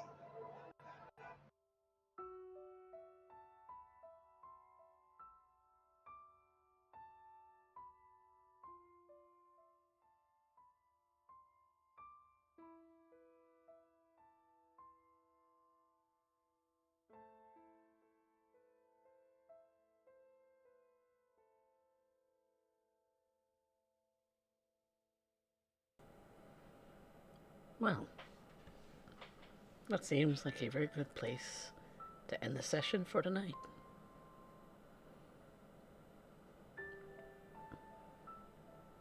With the ladies walking together hand in hand, mangled,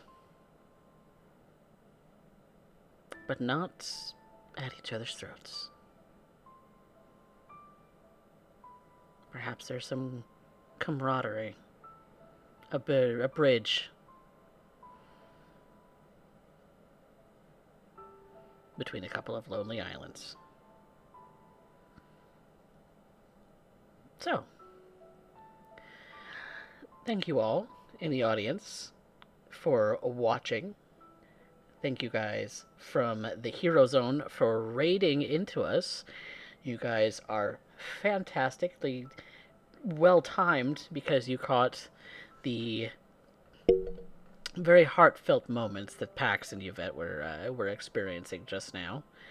And if you missed anything from tonight's episode, you can definitely check us out on the YouTube, and I'll have the VOD posted later on this week, probably tomorrow, but definitely by the end of the week, so that you guys can, catch up. Of course, the VODs are open to on here on Twitch too, but I know that ads get a little bit crazy, so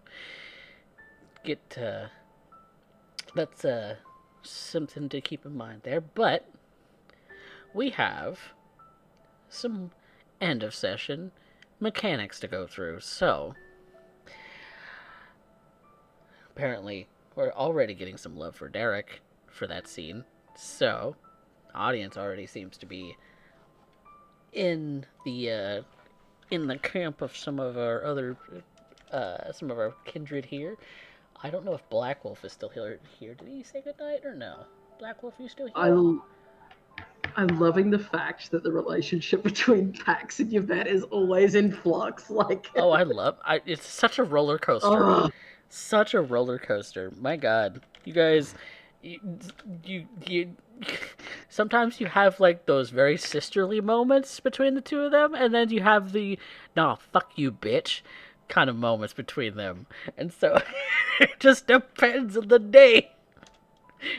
How very Malkavian of of Pax, though, because we definitely do love Pax. Look, okay, you can't get much more broken than Yvette at the point where it was 4 health, no willpower, 4 superficial. Literally half her health is gone. Right, she after is being mangled for a total of 16 damage this game before everything was cut down. Right, she is.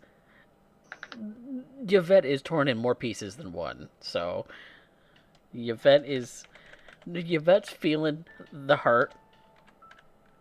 Pax is feeling the hurt. Alistair is still kind of feeling the hurt from having killed his father. That was a thing that happened in an episode. Oops, spoiler.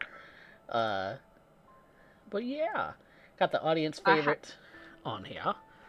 Poll. I had a thought with that last line of Pax's that I should have added in there, is that Pax intends to fill the faults of the marble that is Yvette with gold. To make it something stronger than what it was. Hey, there you go.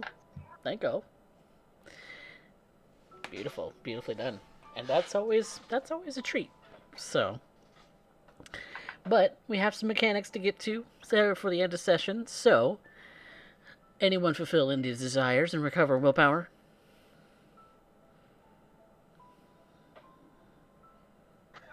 I think Yes, I might have Yvette fulfilled a desire. Nice. I forgot to make a new one. Oh, boo. Your fault. No, my fault. Find out more about the ghost problem. Yep. Yep, you did. That's definitely That's done. definitely that's So a a little bit of background there.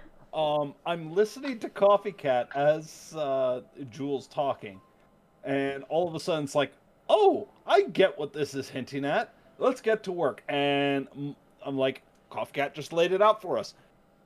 Moxie behind the scene is, I have no idea. I'm just like, whoosh, I have no clue, but I'm going to go with it anyway. I'm glad you picked up on it, Derek, because I was, I wanted it to be fairly straightforward, but I also wanted it to No, it be was a fun good. challenge It to was good. find. Yeah, It was good. It was good. Yeah. Once, like I said, I'm usually pretty good at putting pieces together once I have the pieces to play with. right. So, And that's something Pax is good at, is getting those pieces. yep, Pax is good at getting That's kind of pieces. what she does. Pax is good at getting pieces. Yvette's good at getting pieces too. And Then we had Alistair, who was like, "Here's the background." Like, yeah, this might be relevant. Action. Okay. And it's not until it's all laid out and after the experience with the excavator and all that, I'm like, I get it. I get what we're supposed to do. I get what we have to do. All right. There you go. So, They can solve puzzles. As straightforward as my puzzles are, sometimes they're incredibly obtuse. I have heard complaints about. So, this is one of the less obtuse ones. You're welcome. I love it. Very straightforward, but very fun. But yes, recover willpower for fulfilling desires, my friends, because we're moving on to some experience. Now, the audience. Actually, there is one thing we need to do. Oh. And that is stains. Ooh. Yvette has taken a stain. Oh, for what? Because she allowed Pax to follow. Her second conviction: protect those in your power. Yeah, Pax kind of said fuck off to that. Did she technically have power over Pax in that moment? I could have dominated and say, "Get the fuck down the tunnel," easily. Yeah, that's fair. I which could have may have resulted in Pax following anyway. Yeah. Like, even if she had dominated, Pax probably, once she got out of the range to dominate, would have turned around and gone after her anyhow. Which the situation would have been handled one way or the other at that point. So Yeah. either way, it would have been. It was within Yvette's power to stop Pax from getting physically harmed in her location. She chose to go against her conviction. She gets a stain for it. That's one stain. I don't know that there are any others, though. I think we're all Gucci for the rest of everybody. So, roll. Maybe me. Oh. My conviction For helping women. Both of them, and see no harm to those that come with care about. Yeah. But did actually help them to recover because you did bring home food. True. Yeah. I don't know. I'll leave it to the two STs that do this shit. Not my game. I can make an argument, but that's it. Yeah, that's what I mean. I would like say. You too. I would say.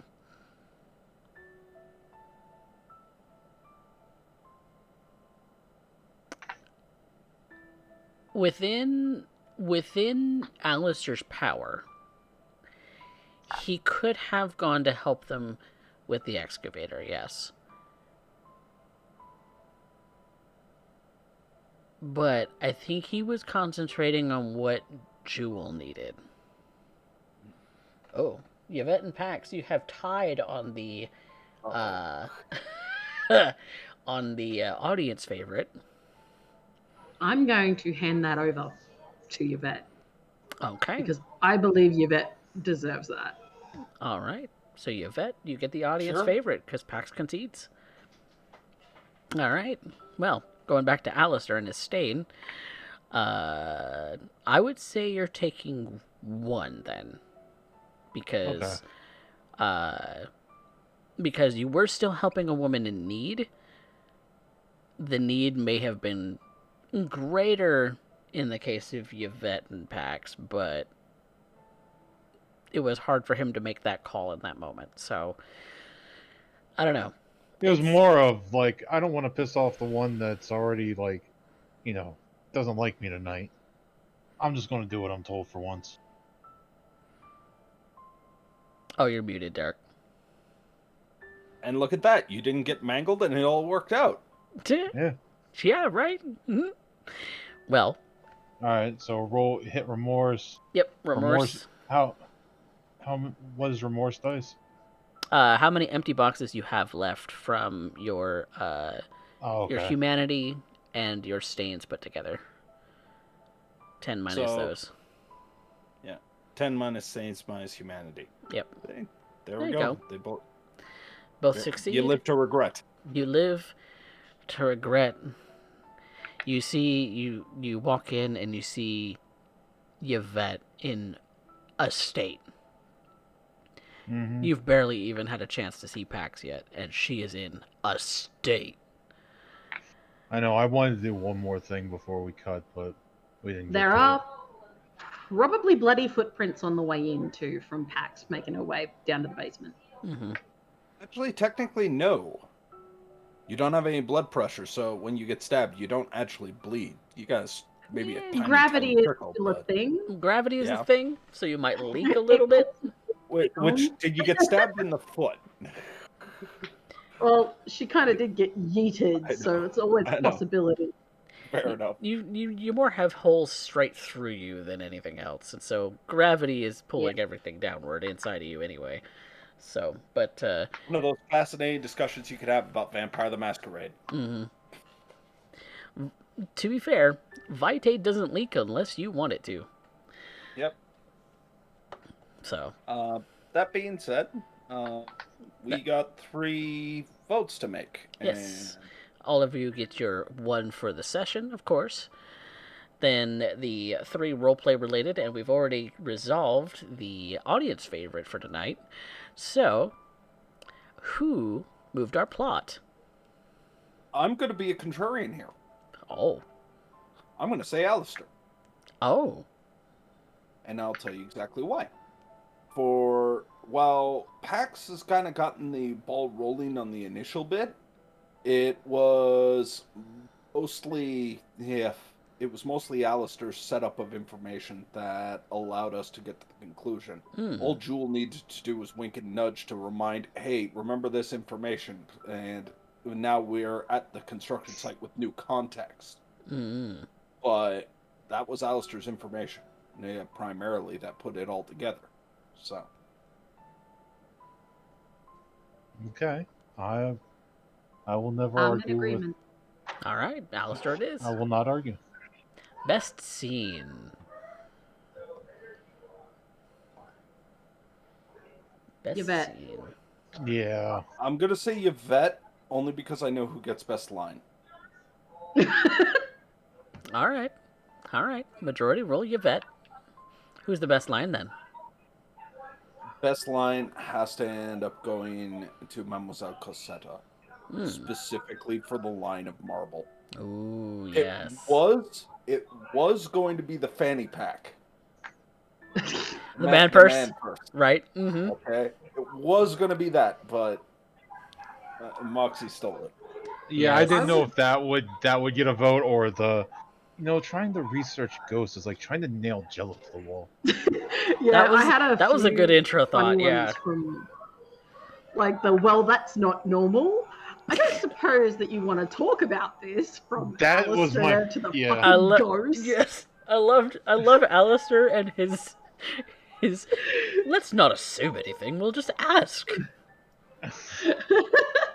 Hey, you never know. Weirder things have happened. In Alistair's lifetime. But yeah, those were some funny ones from Alistair. But yes, that line of marble, I was just like, it is more poignant. Just thinking of the ivory tower and everything, and what Yvette has lost. Yep, and I loved that line. I thought that was meaningful. I hope that gives you guys or kind of reframes a lot of what Yvette has been doing Oh, this entire season. she has had so Alistair much has no weight. idea. Out of character, you do though, but Yeah. in character, Alistair's a little bit of an airhead. He's a little oblivious to this whole thing. He's definitely a himbo. Yeah, a little bit. I'm just waiting to see Alistair's reaction when he sees how fucked up Pax is. Yep. That's what I wanted. We're gonna Like, find out next episode yeah, that's what I wanted to do, but I because don't think Coffee saw my message. No, I typically don't have Discord pulled up unless I'm actually like actively looking for it because I don't want sounds. So, but yeah, we'll address that possibly next episode and then move into possibly a new night because this one's pretty much over, but we can address that next time if you want. But that does it for us here in Austin, in the Austin by Starlight series. So, what do you say we do some shoutouts? Derek, what you doing tomorrow and drawing on the macabre? I'm not gonna lie, I have no idea at this point. My brain has been all over the place for the past 2 nights, and we'll have to find out. That's gonna be a mystery. Okay, we'll find out. Mystery time.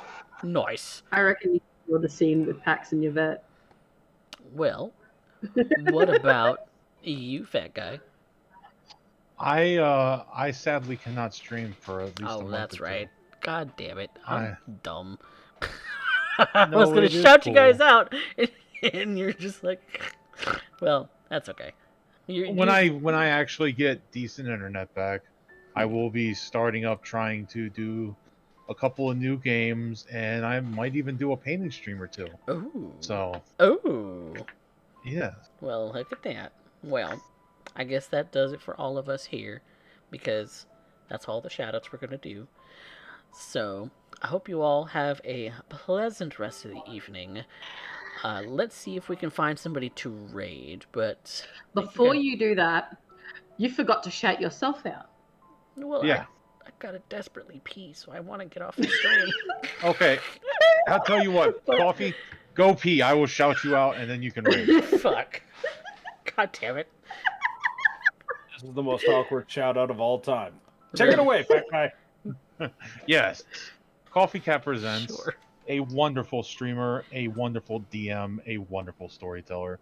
They have a website, coffeecatpresents.com, that has most of their content links into it. They have a YouTube. They have a Twitch channel. They run D&D. They run Vampire the Masquerade. They even draw and play Pokemon occasionally. He is a great man. A stalwart man. And I'm running out of shit to say because I don't know what else to do. If you haven't followed, liked, or subscribed, please do so as soon as you can. Make sure you go check out the YouTube. Coffee also has a Discord where he posts all this amazing art that he does. Yeah. Seriously, guys, check him out. He's fantastic if you haven't already. And I mean, if this game hasn't given you anything. Yeah.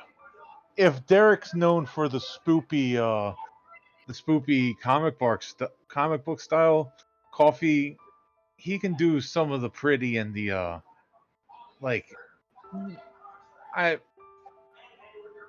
he convinced me to draw a pinup of one of my vampire characters, all right? And it turned out fabulous.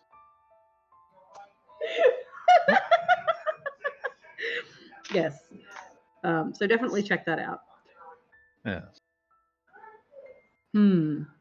What else do we say? Here. Okay, now I will show off my cat. Oh yeah, that's the other thing that you'll get on CoffeeCat Presents is you'll get plenty of cats. Cats all the time. Mm-hmm. Derek, you look done.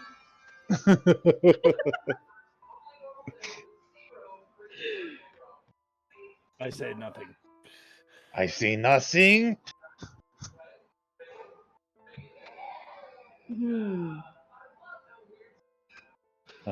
Thank you guys for a wonderful session tonight, though. I know, it was so good. I always feel so good after a session like that. Even if everybody is in tears or feeling like they want to be in tears. Yeah. Those are the best ones. To tell you the truth, since I just decided to lean into Alistair and embrace the fuck-ups and let everything fall where it may, I have been having a lot of fun with him.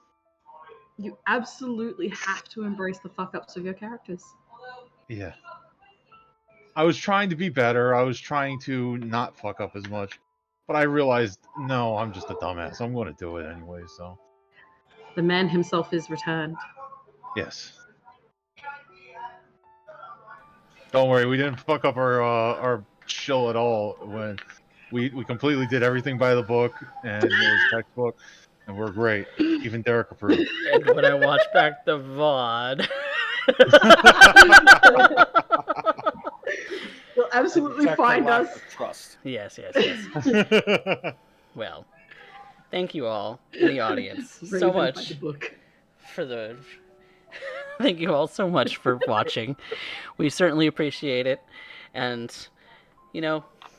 we'll be back next week for more of Austin by Starlight, and definitely back for more Rebirth, a D&D tale tomorrow. So until then, say goodnight, everybody. I don't think my arm's supposed to bend that way. No. I don't think my arm is supposed to bend that way. No.